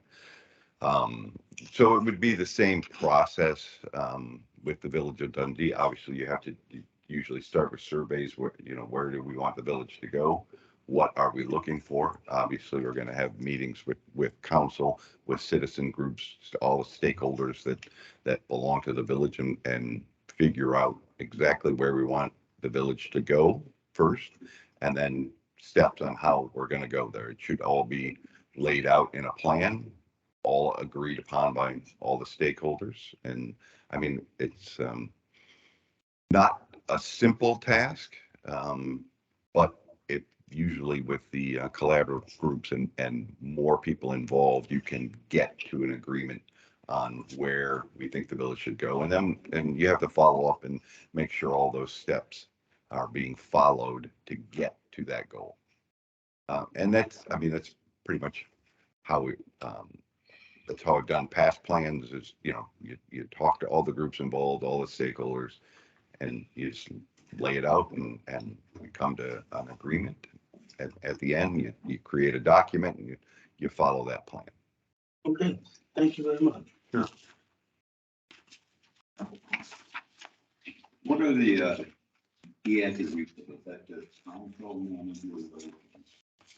And what we do to improve the local government? Also, what have you learned about the local government? Okay, first the council manager relationship. I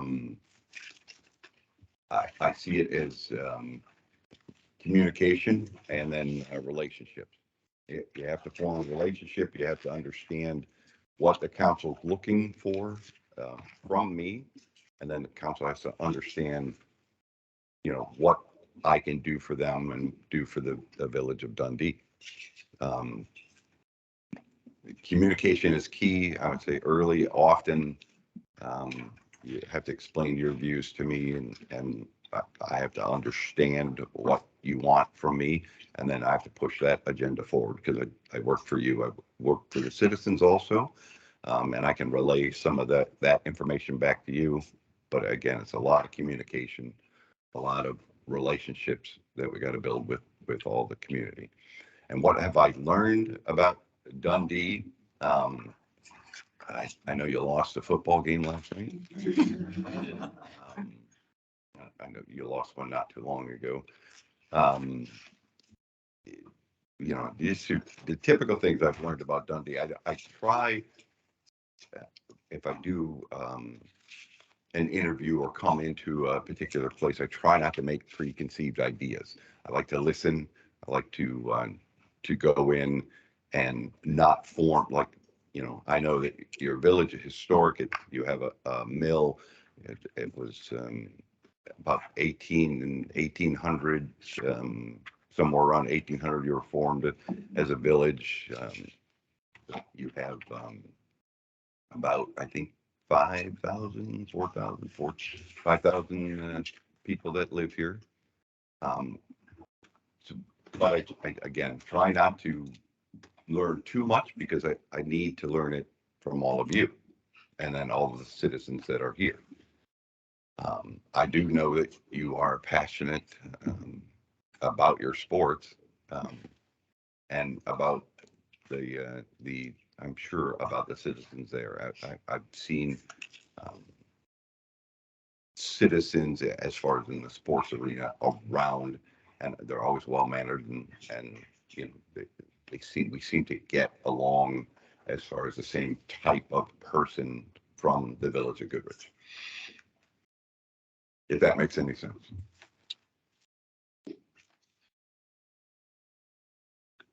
Okay. Trustee Horky? Yes, thank you.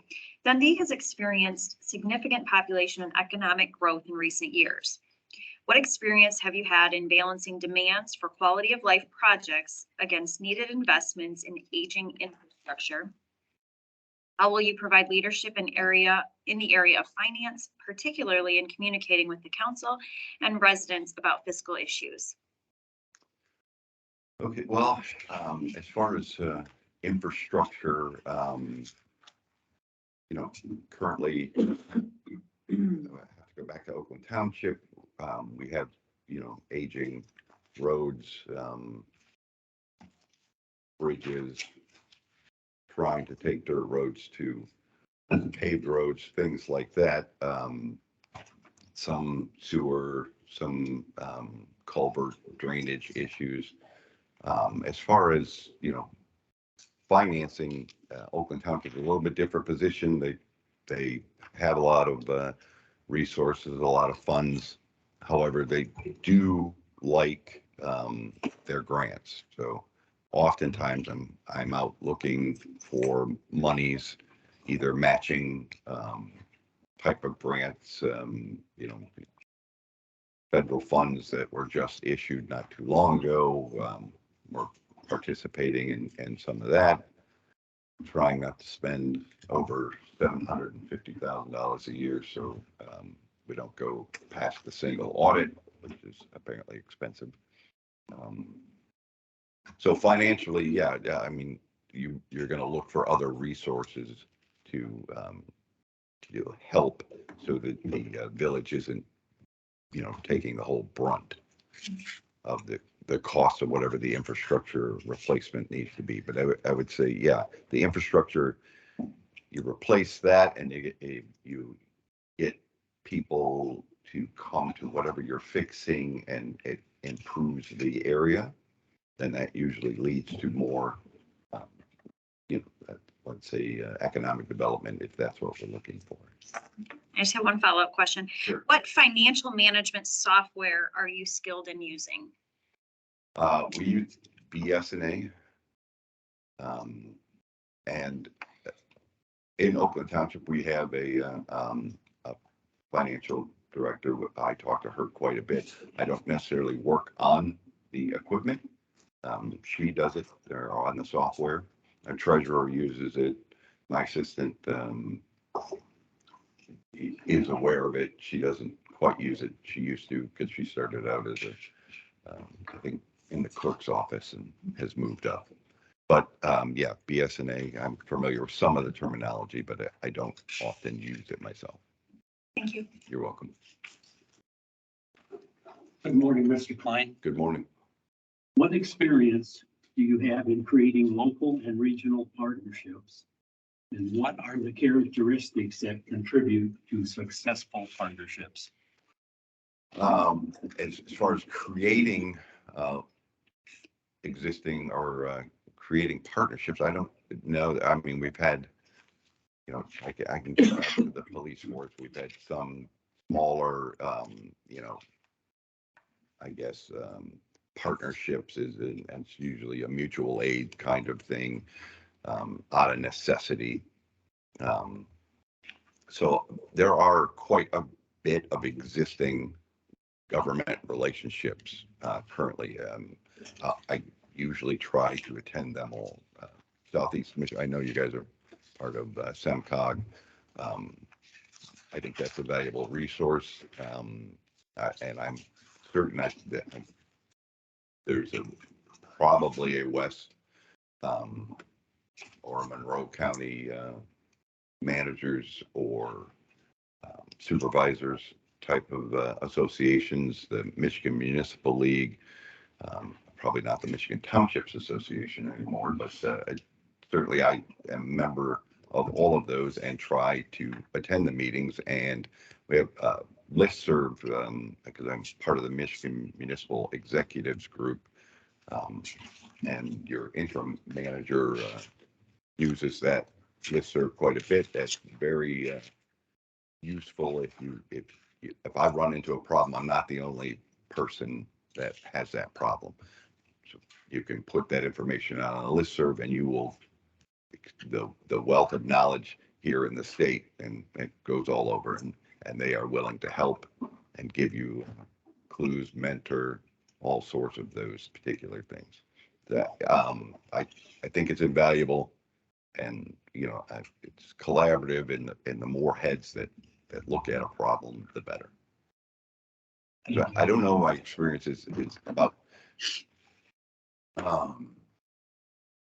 you know, getting groups together. I certainly can. And if there's a need, then it's simply, you know, explaining, hey, we have this issue, let's get together and work it out. Thank you. Morning, sir. Good morning. Michael McClendon. Where would you place yourself on a spectrum that ranges from task-oriented to people-oriented? And what techniques do you use to handle conflict?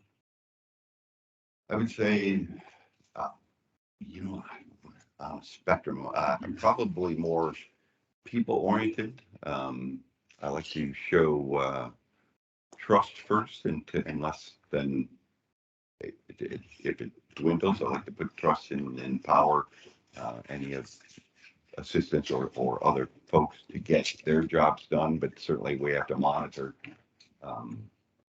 those tasks that they're doing to make sure that those are getting done.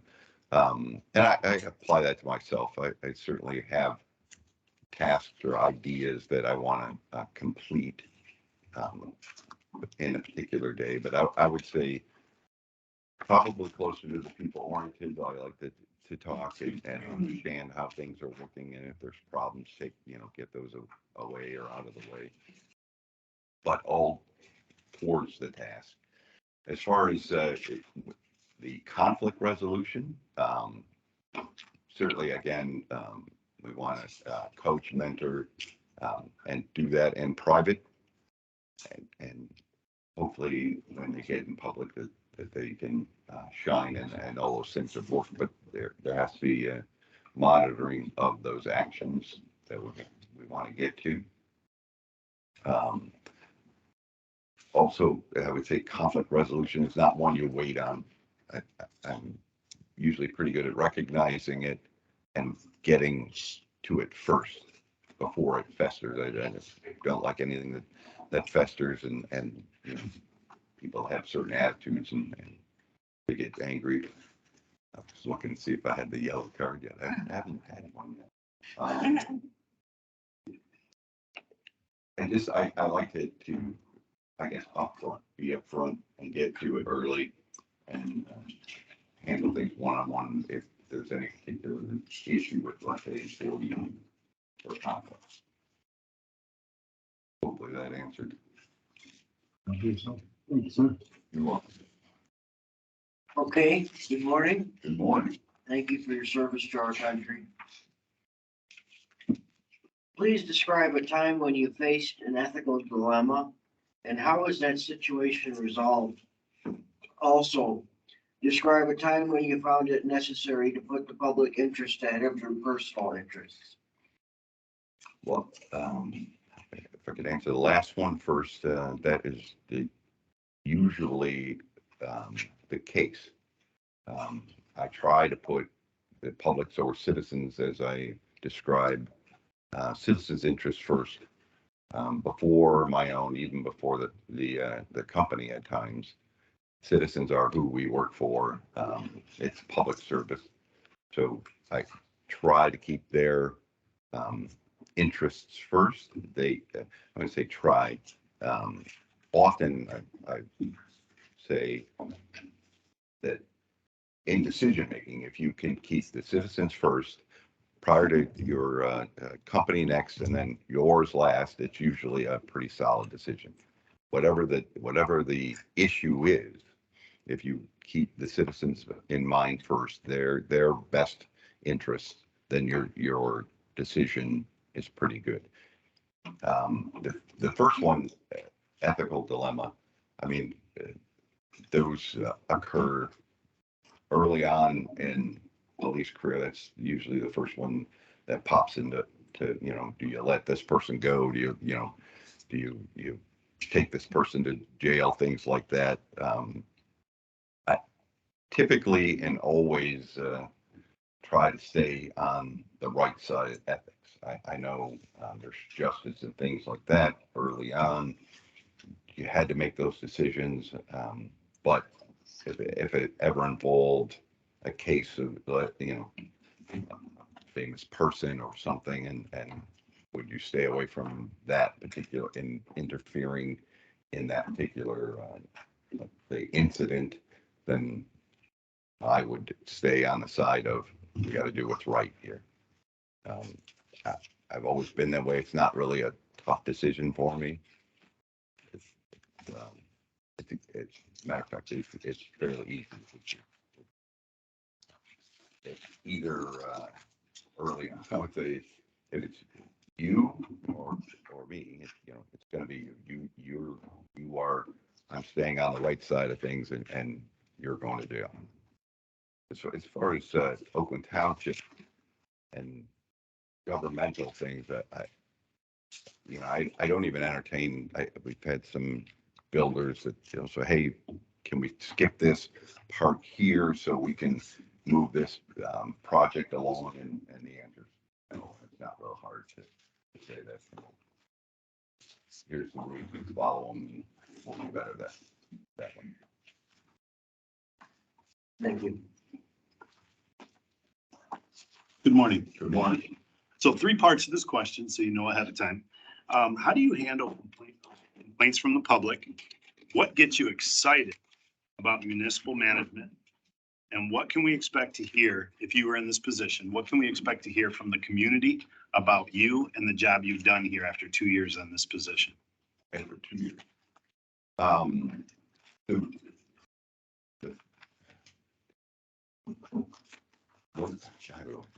That was 3 top ones. What gets me excited about municipal management? Job well done, I think, gets me excited at getting, completing particular jobs, making sure the citizens are happy with the particular project, and having pride in that. That gets me excited about municipal management. I would say employees, council being happy. I like to see all that. That makes for a great, a great municipal manager. I think what people will say about me after 2 years is that I worked hard and I handled everything that came at me with ethics, with pride, and usually got the job finished. As far as complaints or how do I handle citizens, I usually, again, I'll go back to the very upset citizens. I can't tell you how many people called. There was only 780 in the water district that got the extra bill. I think 760 I never talked to. But if I can't return a phone call or talk to somebody on that particular day, I will return it. And may say, as I talked to an elder lady, maybe 3 days or 4 days later, she thanked me for the phone call. We talked about what the issue was, corrected it for her, but it took me 3 days, but I did get back to her, and she was happy with that. She didn't think she was going to get a call back. But yeah, I handle all of them. I'm not. I think it's the earlier police stuff you get, and just it's not. I'm not. I don't shy away from talking to citizens, even if the topic is difficult. Thank you. Did it hit all 3? Yes. Mine's only 2. In terms of economic development, what challenges do you think Dundee will face during the next decade? What projects should be considered to address these challenges while ensuring Dundee retains the small town atmosphere it is known for? Well, certainly, your challenges are, you have defined borders. You probably more than likely have infrastructure since you've been here since the 1800s that is declining. And public space, I think public space is important. It seems to be important now for economic development. The more public space that you can offer, let's say, and again, I am not too familiar with the village of Dundee's particular issues because I haven't done surveys and talked to you folks yet, because you guys are the ones that relay to me and the citizens relay what the actual problems are. I can guess at what they are. I can, I could tell you what the problems are, but I think you need to tell me, and then I need to act on those. So as a particular project, I wouldn't have an idea as of yet. However, I know that most municipalities like to have public spaces. That seems to be a magnet, so to speak, to economic development. People for places for people to enjoy and open, sort of friendly atmosphere. It brings businesses down to that particular area.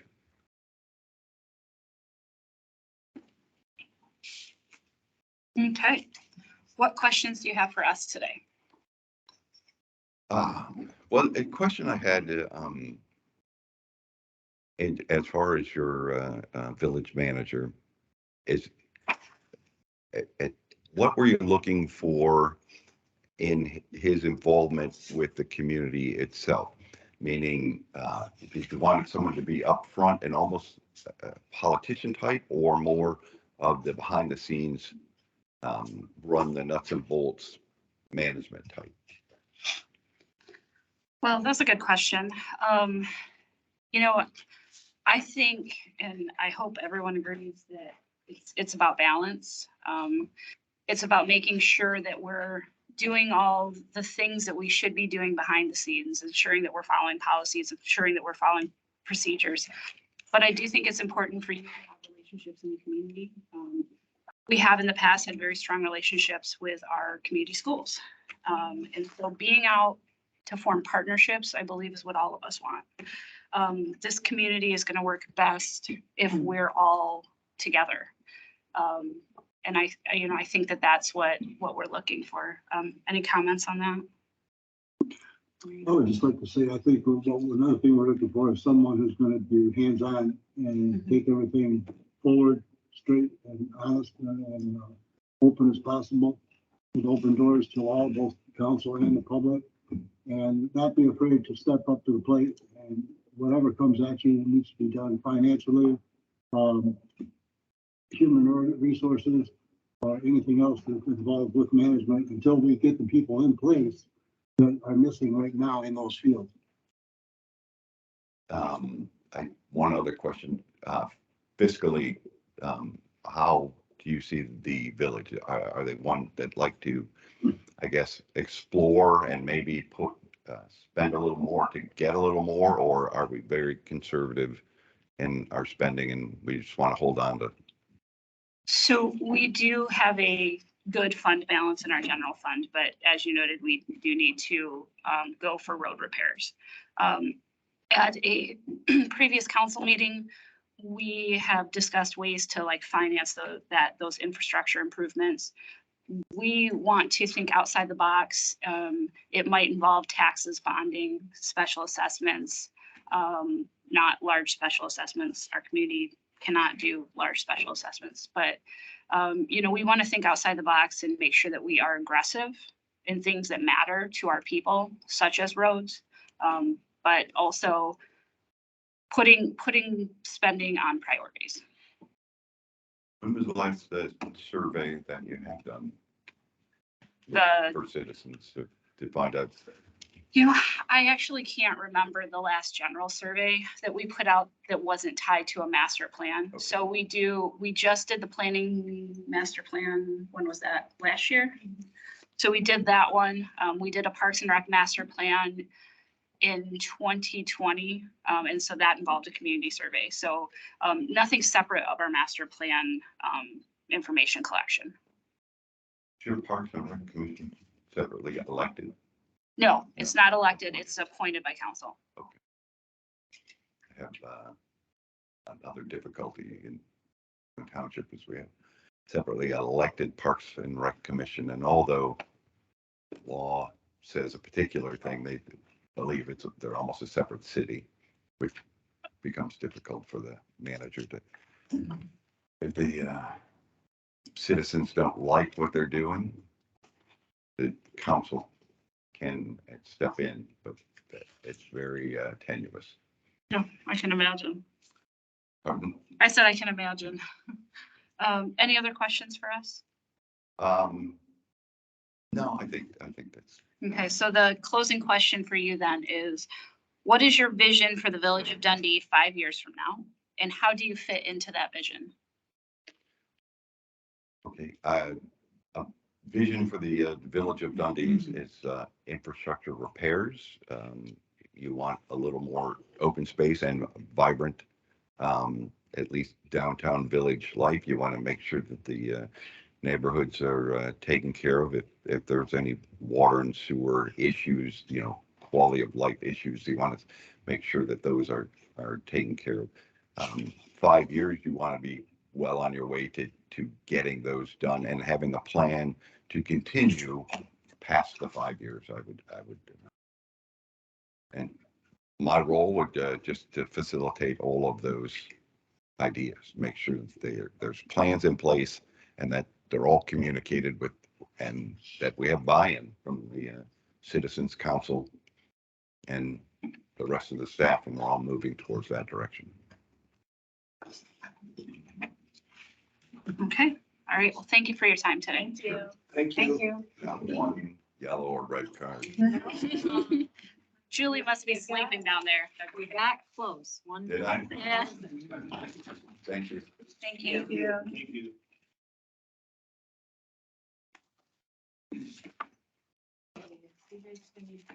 Take another break.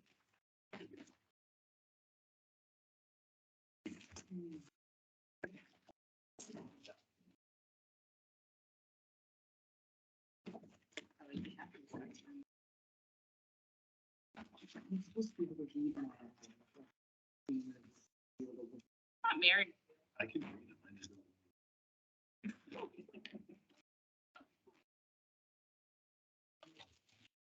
Who said he's not married?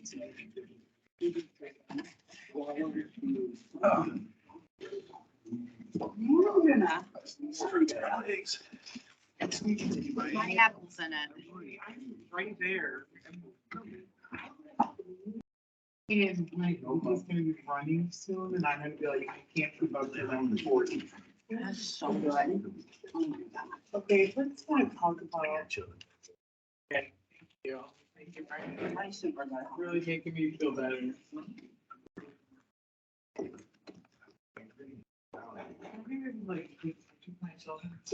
Yes, 42, and a 5-year-old. Here's hold on. I wanna go get a whole box of these. Well, I had to get them, I picked strawberries for working. I've heard Strawberries. about that farm, yeah. Yeah. Or about. I managed to pick 100 quarts in a day. They said it couldn't be done. I picked 100 quarts of strawberries in a day.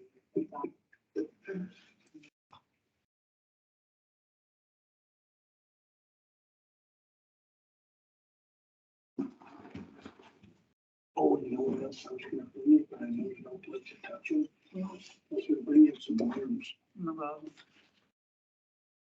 Keep backing me up that day out, I'm like, fix it. You don't do worms, I. Oh, you can't do it.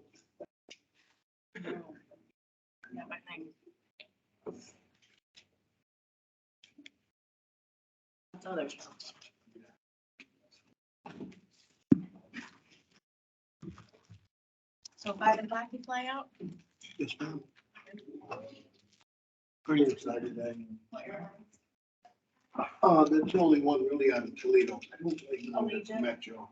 Allegiant. Yeah, that's right, that's it. I found out in Toledo, but Court was like. I like Toledo more. Yeah. It's my. I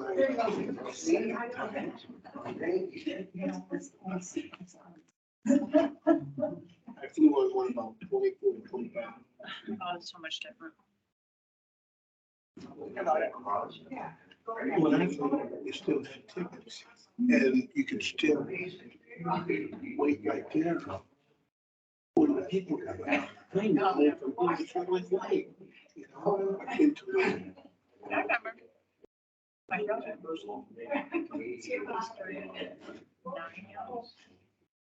Got out of high school, went into the Air Force. Oh, wow. So I remember before that. Yeah, it changed since that. Yeah. But-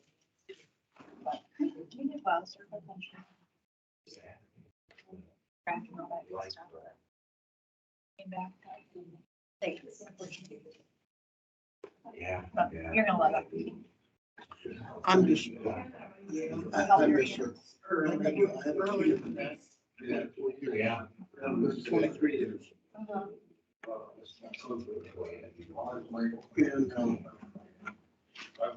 I just want to go give her a big hug and tell her how much I'm really happy. She's happy too. And her health is starting to go down. It's probably going to be maybe the last time I'll get to see her. So I, 2 weeks ago,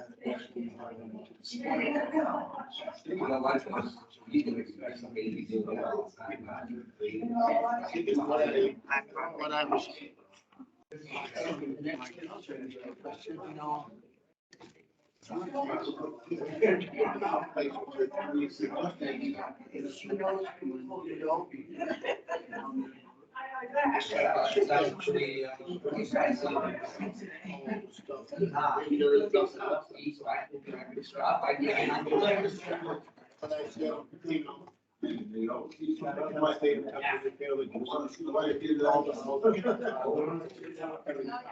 It's always there.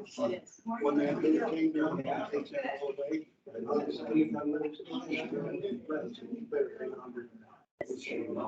I'm so blessed with my daughter. No, she's taking me to the airport. Yep. But yeah, you're right, family. I say you're very infamous or famous. One or the other. That includes a lot of people. I just. She just needs somebody down there to build her confidence up a little bit. She, you know, to tell her, you know, her house got destroyed. And I've already had they're there today. They did some work for me. And I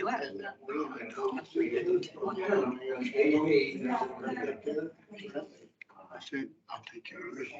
I said, just do it.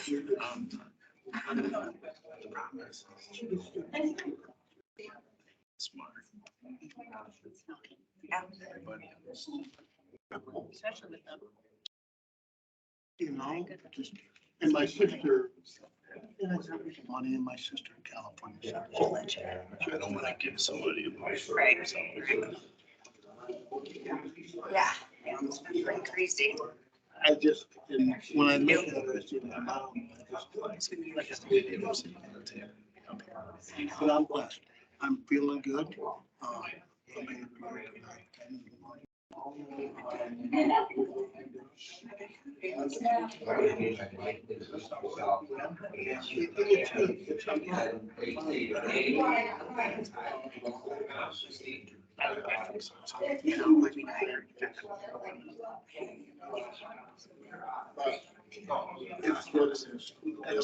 And I don't think people understand because of this. So, I've been busy. I have 70 to 80 hours a week until July of next year. I know I'm not how much is the machine, I know. Yeah. I need this little time. Proud of you. And, to do something else. Yeah. And I'm You're gonna come back to spring project. Listen, I'm really make sure you excited make about it an annual thing. You know, And I just can't believe I'm driving 2020. Yeah. I'm gonna play that today. So, yeah, for sure. Proud of you.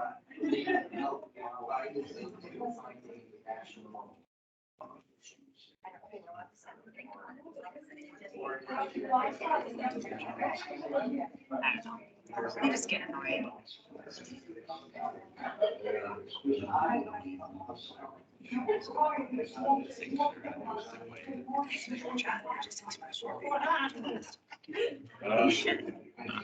Make good decisions.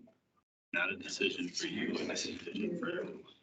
I'm just so annoyed at the last meeting. You could probably tell I was really annoyed.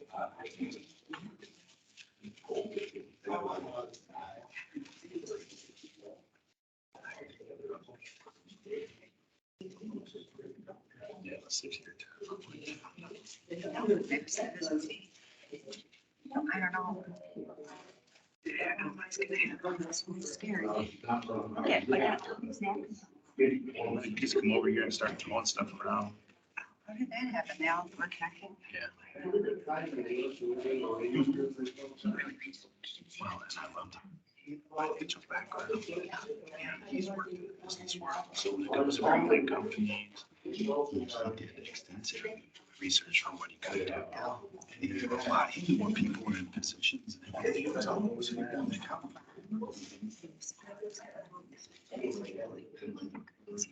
And the area that we're struggling, he's struggling. Like, enjoy it.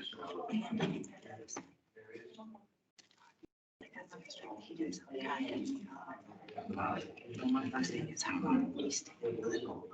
Stay. Yeah, I don't know that we can even look at that in this position. I was like, can we just get this over? He's, if you look at his, I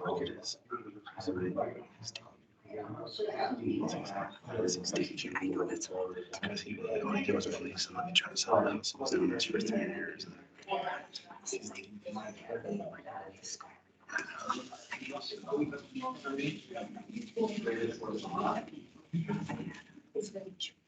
Are you surprised? Kind of, like. Really? Oh, stop it. Is it nose ring song? I gotta find a more conservative. I did.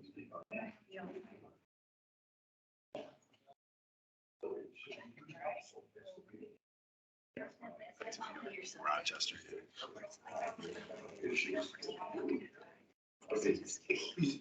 He's like that kid. Your own. Yeah,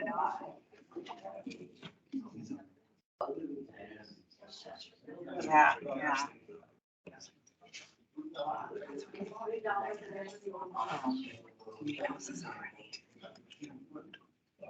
I talked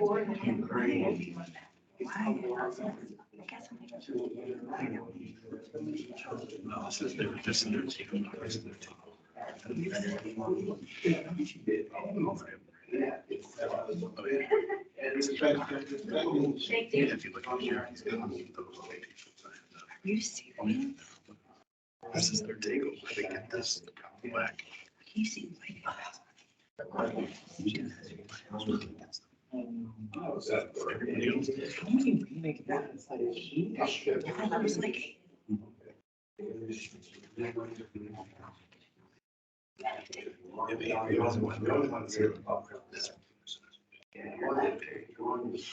Yeah.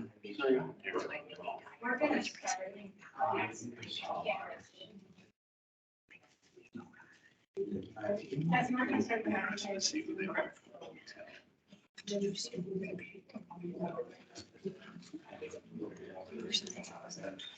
Go with the first guy. You can ask him, he's gonna say, and he has to give a glance. And you go, oh, yeah.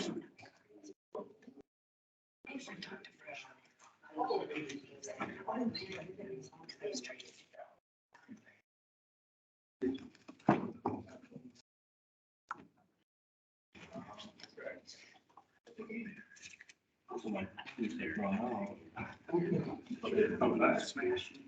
least I said bye.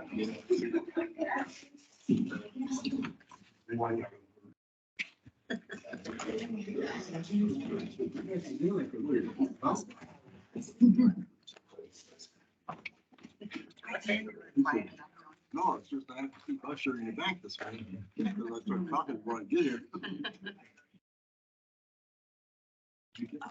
I went to Kroger's this morning when they opened.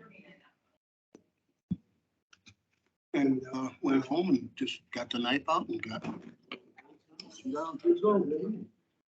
But Very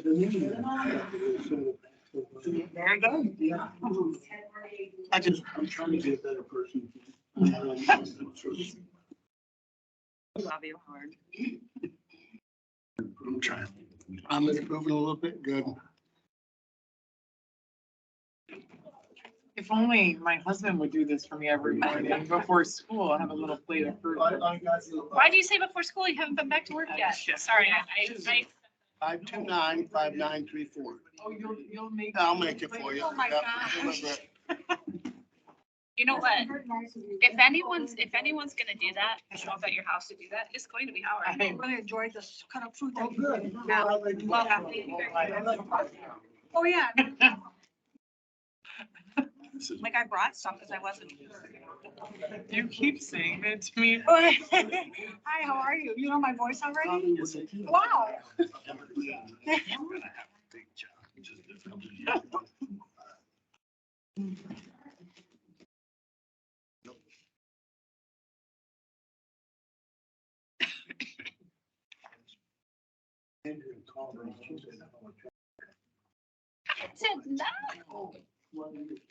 Molly, you know the size? No, but I will say when there was that time period we were trying to do a special meeting back in August, I had to call him like.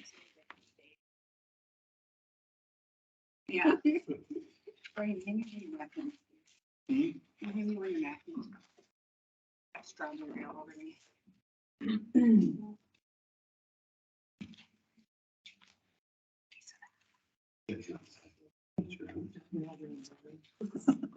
I haven't lived here in a really long time. So my mom's like, what's the hunch? I'm like, there's bread and grapes.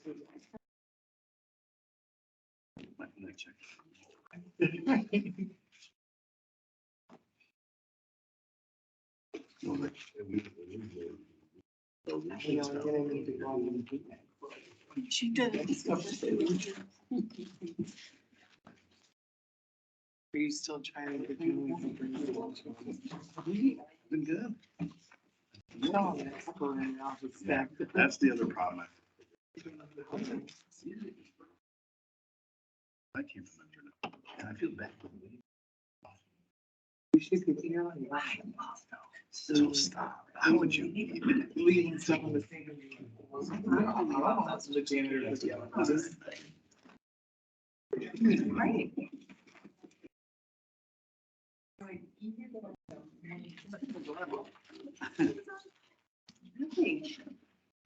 No, she's just. You have people come to you. Speaks or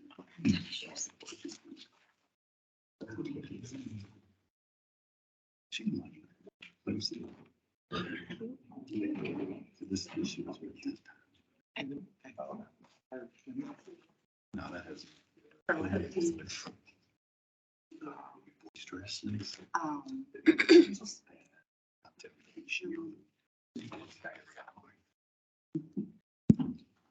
So.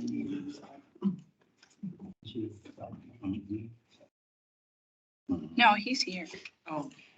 I think he's getting him. I thought that We was. were just waiting for you again. What? Do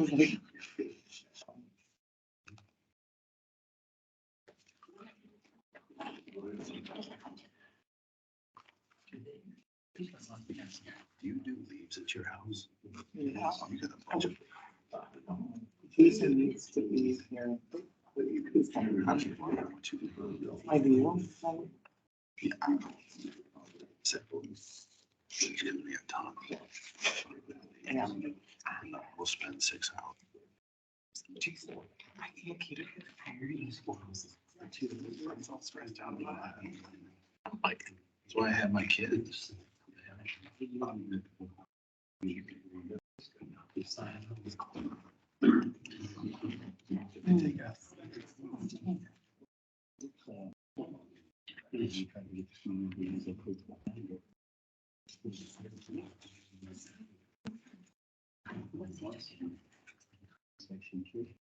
It's a pleasure to introduce Warren Brown. Morning. Good morning. Good morning. Good morning. Thank you for having me today. Pardon me as I try to relocate that water.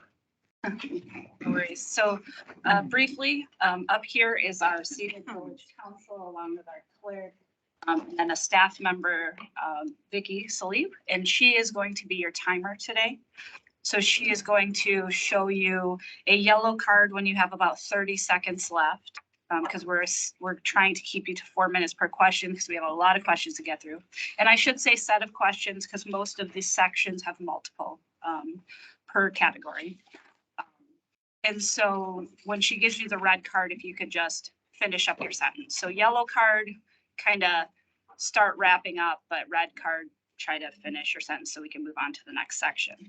Seated in front of you, we wanted to make sure that our council candidates and our village president candidates were part of this process, this interview process, because as you know, we have an election coming up, and so we'll have several seats that will turn because of that. So we just want to make sure that everybody who is pertinent to the process is here. So seated council and then the candidates. Any questions on that? From the outset, let me applaud council for being so astute as to include these individuals who are running. That makes more sense than I can even explain. It's perfectly logical. Okay, so to begin, I'm going to ask you to do an introduction, and if you could please summarize your professional experience, education, and training, focusing on the parts of your background that are most relevant to the position of Dundee Village Manager. And pardon me for looking away, ma'am. I just making a note. Experience, education, and training. Bachelor's degree in education from Asbury College in Wilmore, Kentucky. And I'm going back into this to some degree. My training has been numerous seminars, numerous activities related to governmental operations for the last 36 years. I have been involved in government, well, now at least 36 years. It might be even a little bit more. And while that sounds like I may be a dinosaur, rest assured that is not the case. My experience has run the whole gamut of governmental experience. I started as a midnight dispatcher for the Sandusky County Sheriff's Department in Sandusky County, Ohio. Thereafter being thrown the keys saying, okay, now you're in charge of this. And working my way up as the chief corrections officer, sergeant of the jail. And as a deputy sheriff, that led me to an opportunity to serve the courts in Sandusky County as the chief probation officer. So I have about 17 years of experience in the criminal justice system. Subsequent to that, I went to the municipal court. I then was tapped on the shoulder and asked if I would consider running for elected office, and I did. And fortunately, I was successful. So I spent about 10 years as the elected clerk of courts in Sandusky County. Thereafter, when the county commissioners, a board of 3, decided it was time, I'm sorry. No, go ahead. I'm sorry. Did we not silence all electronic devices before we came in? I just got my phone from my son. I don't know what. I jest. Please, understand. The other part of me is I always want to be on the positive side of things. So when I can make a humorous comment, I will do so. However, backing up, my experience in the criminal justice field led me to the elected office. I spent about 10 years as the county clerk of courts, which is a countywide elected position. I resigned from that position when the county commissioners at the time Point, I know I'm running out of time. When the county commissioners at the time decided they needed a county administrator. At that point, I thought, what an opportunity. So I sought it. I was successful in garnering it, and then spent my last 5.5 years prior to retirement as the county administrator, Sandusky County, Ohio. My experience has brought me to this position because I understand budgeting, I understand communication, I understand HR, having served as an HR director. I understand the workings internally of the political body. And I understand also that if we do not have a level of communication that makes us a body of consensus as opposed to a body of compromise, then we lose something in the translation. We must always come to consensus rather than compromise. Okay. Trustee Howard, would you like to begin the questions? Sure. Good morning, Warren. Good morning. Could you please describe a time when you handled a crisis? How do you approach leading and managing during such a time? How do you respond when you or a member of your team has made a mistake or a poor decision, particularly one that is very visible? Crisis, leading, and management of a mistake, if I can rephrase that. Yes. Would that be an accurate rephrasing of the question? Leading and managing a time, yes. Okay. During such a time. The most recent example of a crisis that I encountered was when I had was faced with a possible closing of the Juvenile Justice Center in Sandusky County. I cannot, because of the nature of juveniles, which is nationwide, I can't disclose too much. But what I can say is we were faced with an opportunity, actually not an opportunity. We were faced with my boss, who is the juvenile probate judge in Sandusky County, looking at me and saying, I am tired. I am going to close the facility. Now, I have 30 people that work with me. And when he said that, I thought, okay, I'm going to make those plans. We're going to transition from being a facility that houses youth up to 90 days, and we're going to close our doors. Again, the judge, much like me, is a person who sometimes reacts and shoots from the hip. And after some conversations and actually looking at the issue, we understood that closing the facility was not the answer. But the answer was removing those persons who had created the problem. So it was simply a management situation where I decided A, B, C, and D need to go. Those decisions were made. And I can tell you today, as a result of that, removing that trauma from the equation, we now have an operation where we have much consistency among the staff. I have fortunately not been faced with someone making a large mistake other than me. I can remember one of the first experiences I had when I took over the county administrator seat, was working for a board of 3 commissioners, as I've alluded, and not keeping them completely apprised of everything that was going on. And as a result, something came in the back door. They became aware of it. And they said, Warren, why didn't you tell us?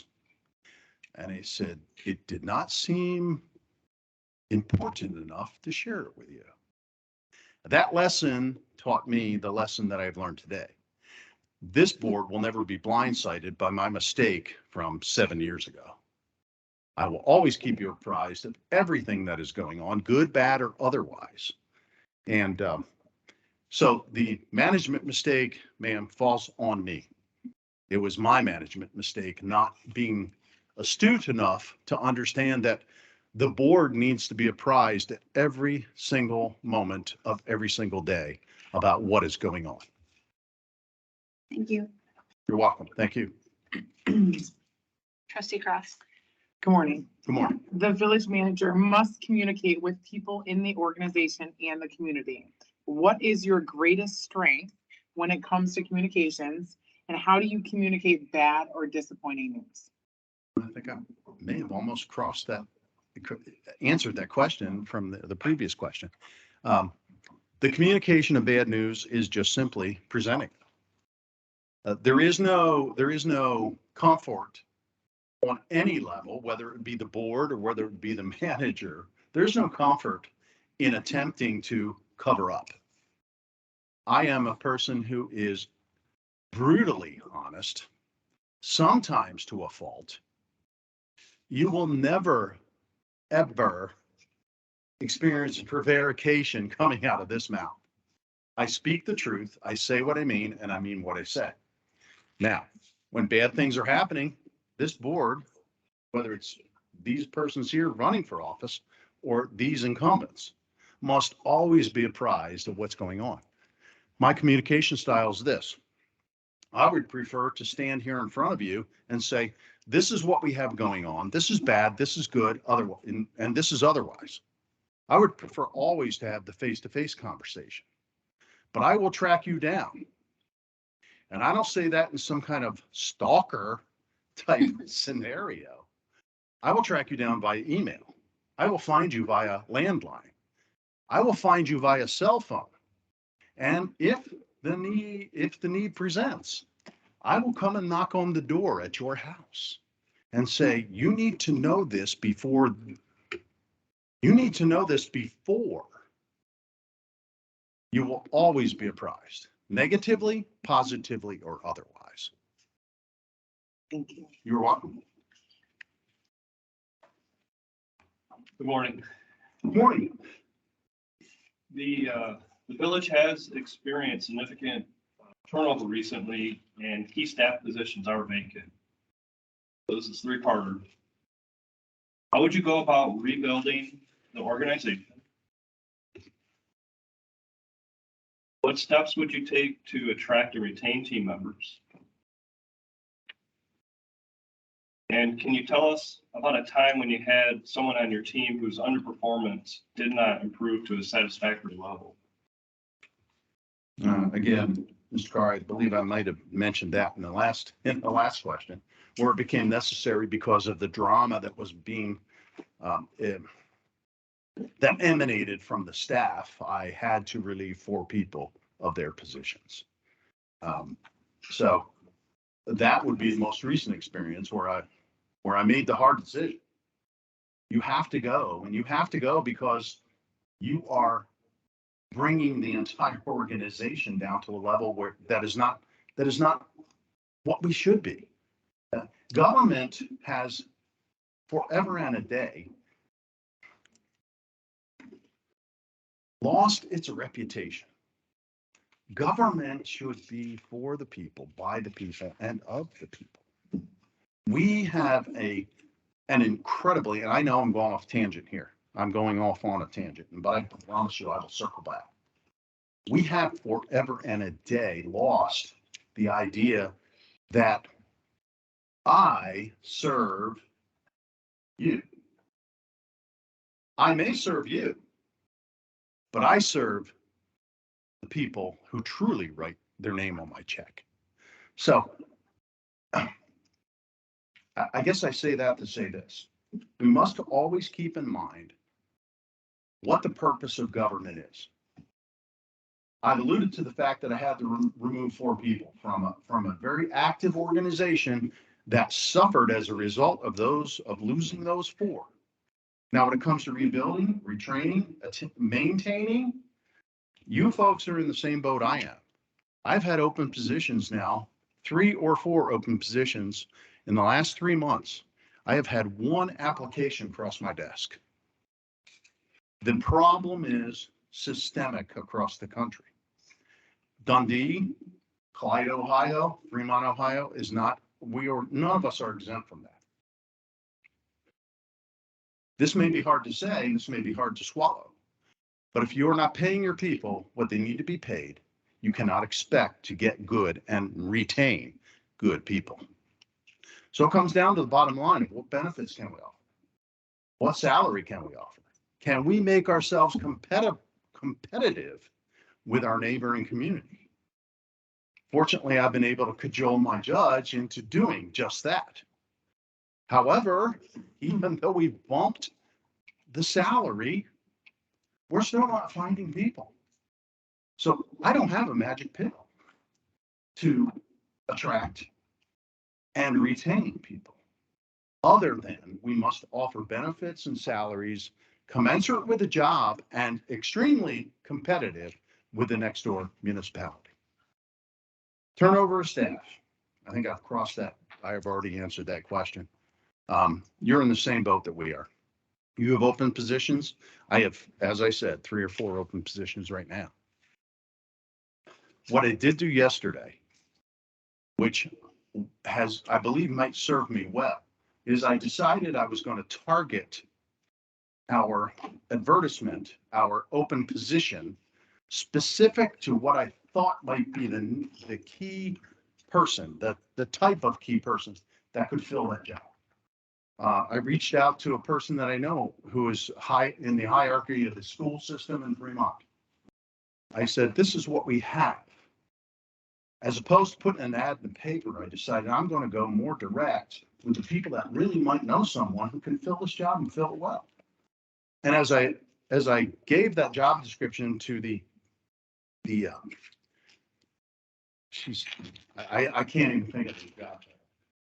And I'm out of time, and I'm going to wrap this up. But just by saying, but my targeted emphasis in advertising the job, I believe has lent me to find someone who can fill that job. So it's targeted emphasis. Thank you. Go ahead, trustee Selig. Morning, sir. Good morning to you. Could you describe your past experience with strategic planning and goal setting? And how would you use that experience on a strategic agenda for the village of Dundee?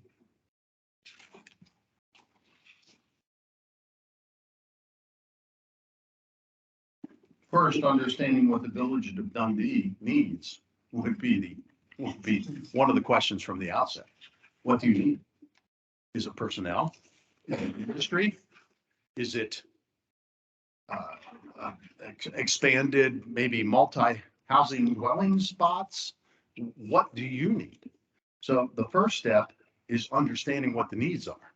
The second step, and you've asked me to explain my experience in strategic planning.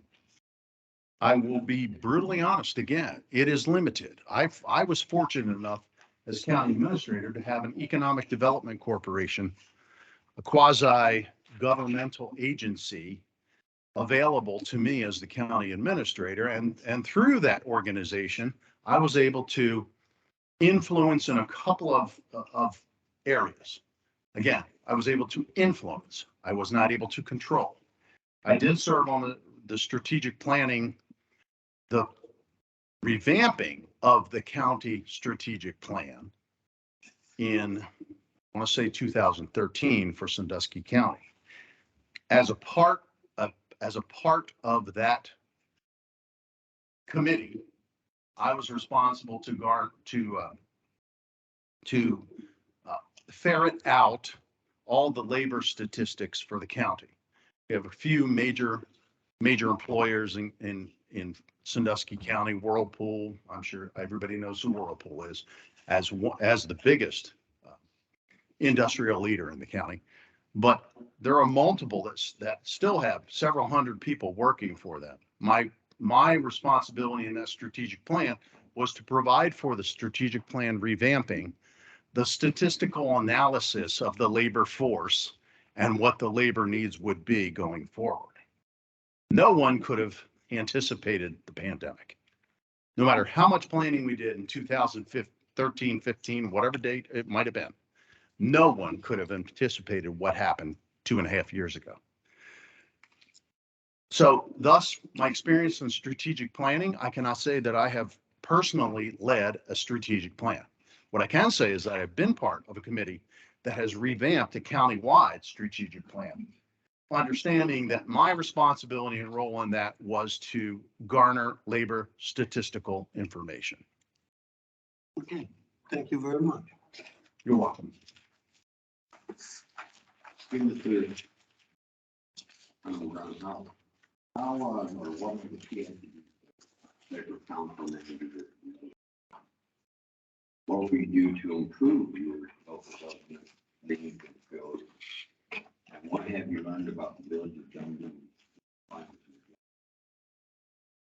Could I ask you to say that question one more time, please? Sure. Thank you. What are the key attributes of effective manager-council relations? What will you do to improve your local government management skills? And what have you learned about the village of Dundee since applying for this job? All right, I'm going back into that, Mr. Wilkins. What I've learned is that the village is faced with wanting to maintain its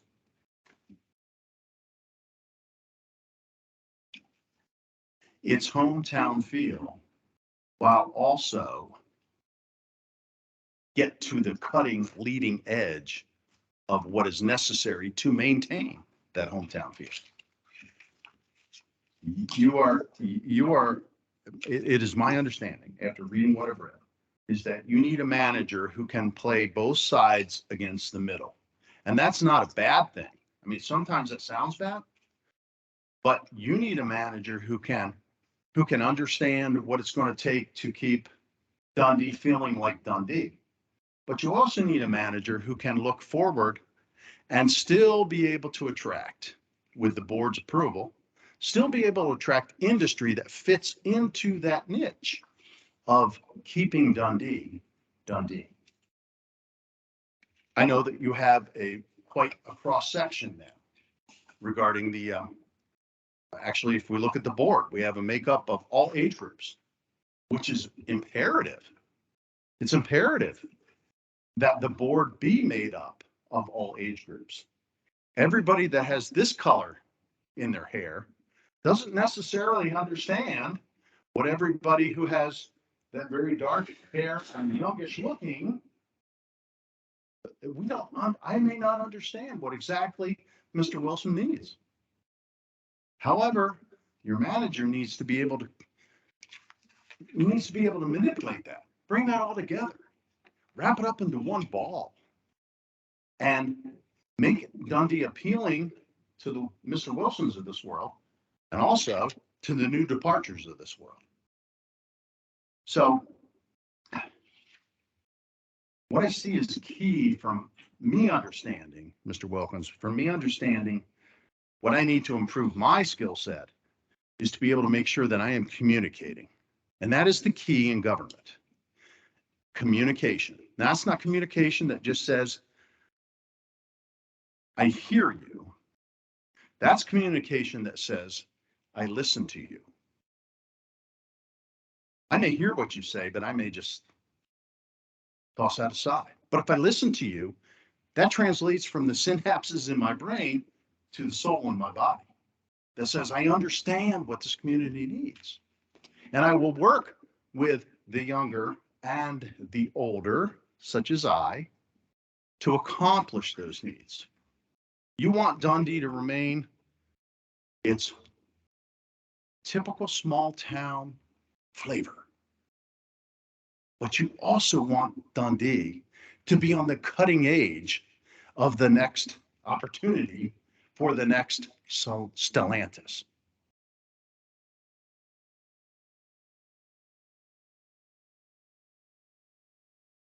Yep, go ahead. Dundee has experienced significant population and economic growth in recent years. What experience have you had in balancing demands for quality of life projects against needed investments in aging infrastructure? How will you provide leadership in the area of finance, particularly in communicating with the council and residents about fiscal issues? May I ask you to repeat that one more time, please? Yes. Thank you. Dundee has experienced significant population and economic growth in recent years. What experience have you had in balancing demands for quality of life projects against needed investments in aging infrastructure? How will you provide leadership in the area of finance, particularly in communicating with the council and residents about fiscal issues?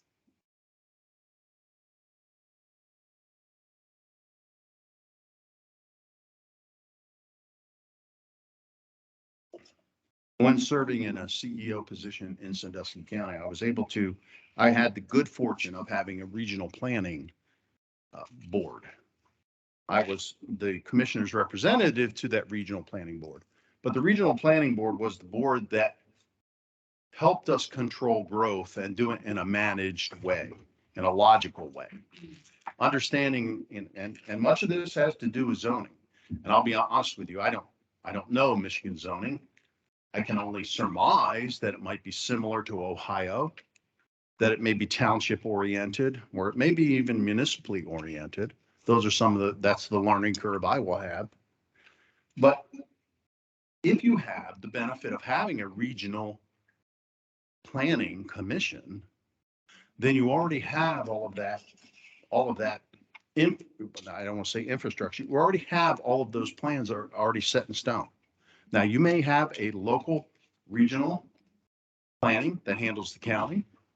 You may have a local regional plan or a local planning commission that handles this village. And I know that you do have a planning commission. So it's working through those boards, those entities, to help growth become logical.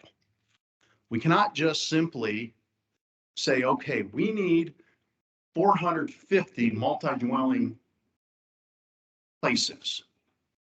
We need 450 single-family homes. There has to be a reasoned and logical approach to everything we do growth-oriented.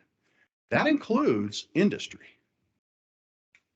I've already alluded to the fact that you want to remain Dundee, but you also want to be on the cutting edge. Somewhere in the middle, we have to find that mix. Now, I would certainly be your representative as your representative to any of those regional planning entities.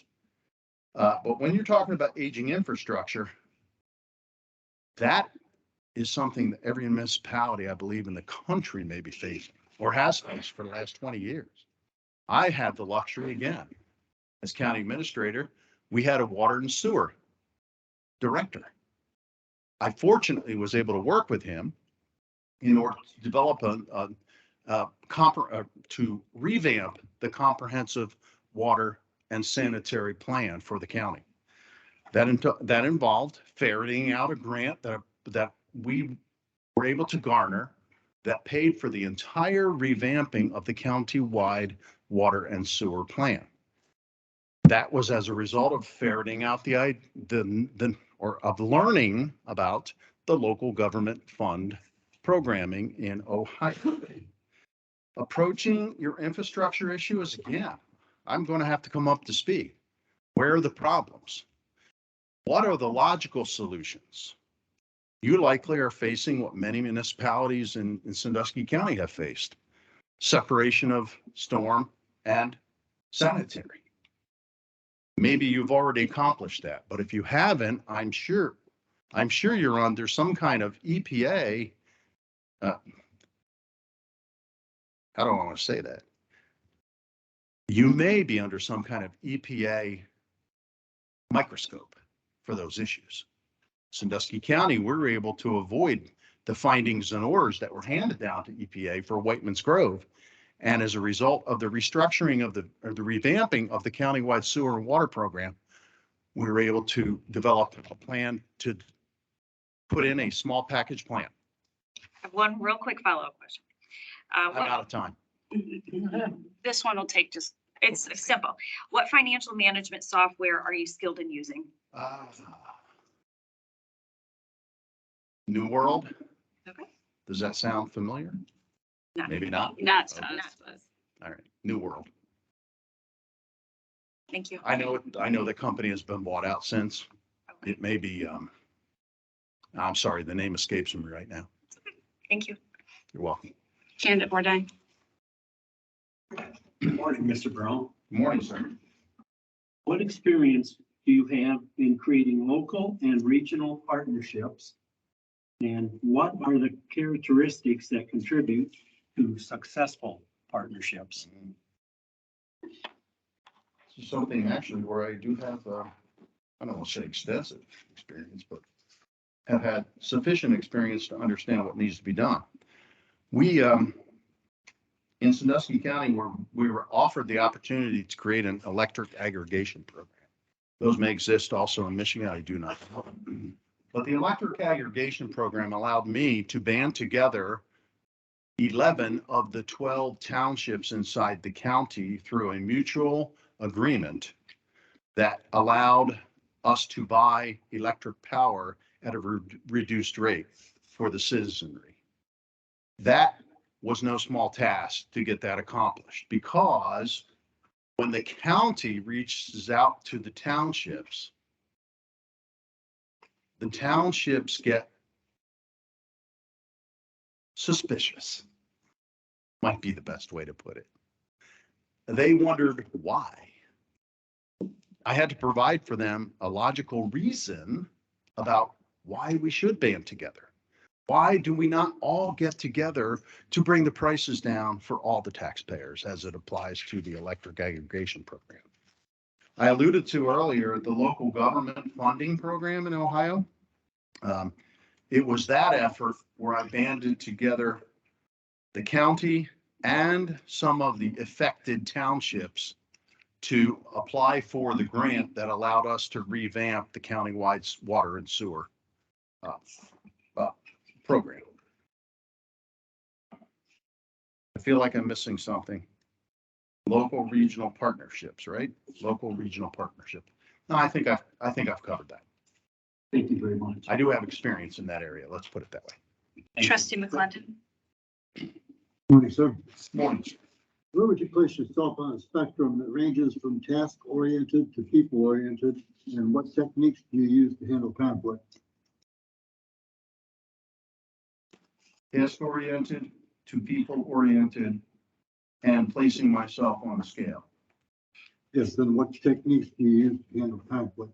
Techniques of conflict. May I inquire, what is the range of the scale? 1 to 10, 0 to 5? Let's go 1 to 10. 1 to 10.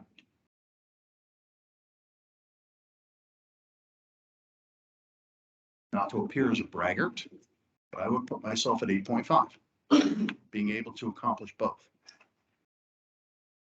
The technique is communication.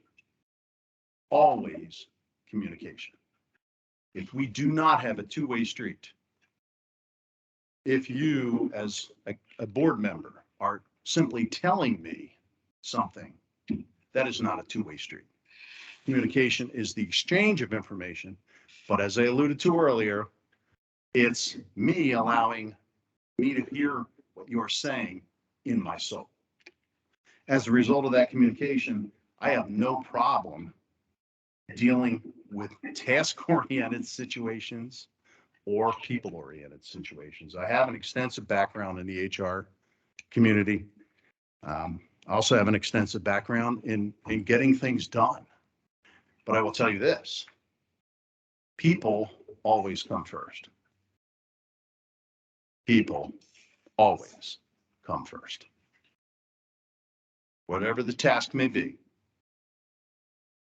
If that task, another avenue must be found. If that task happens to step on people, people always come first. You're welcome, sir.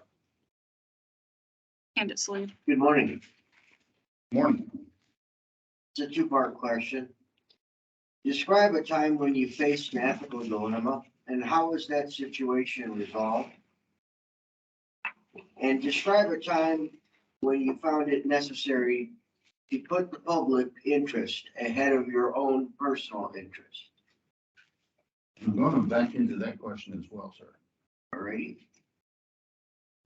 The public interest always is in front of my personal interest. I alluded to early on the fact that I don't, pardon, no offense intended, I don't work for this board. If I'm hired, I work for them. I have never had an issue I always, forever and a day, from the first day that I walked through the sheriff's department in Sandusky County, understood that although the county auditors had his imprinted signature on my paycheck, it wasn't Bill Farrell for whom I worked. It was John and Jane Doe who were paying their property taxes and their sales tax as they traveled through Sandusky County. So putting my interests aside, I wouldn't be applying for this job if I thought that I couldn't serve the community before serving myself. I'll just leave it at that.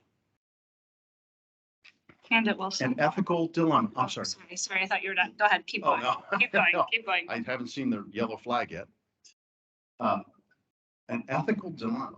I'm going to have to refer back to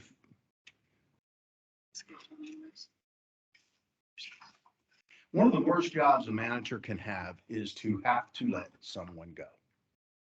It is one of the worst jobs, but it's also one of the most important. My ethical dilemma was, how do I cut off, and I alluded to our situation with all the drama in my facility several months ago.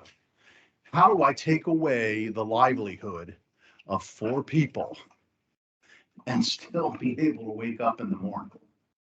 The firing, the letting go of people is something that I physically will get sick about. Taking away someone's livelihood bothers me to the nth degree.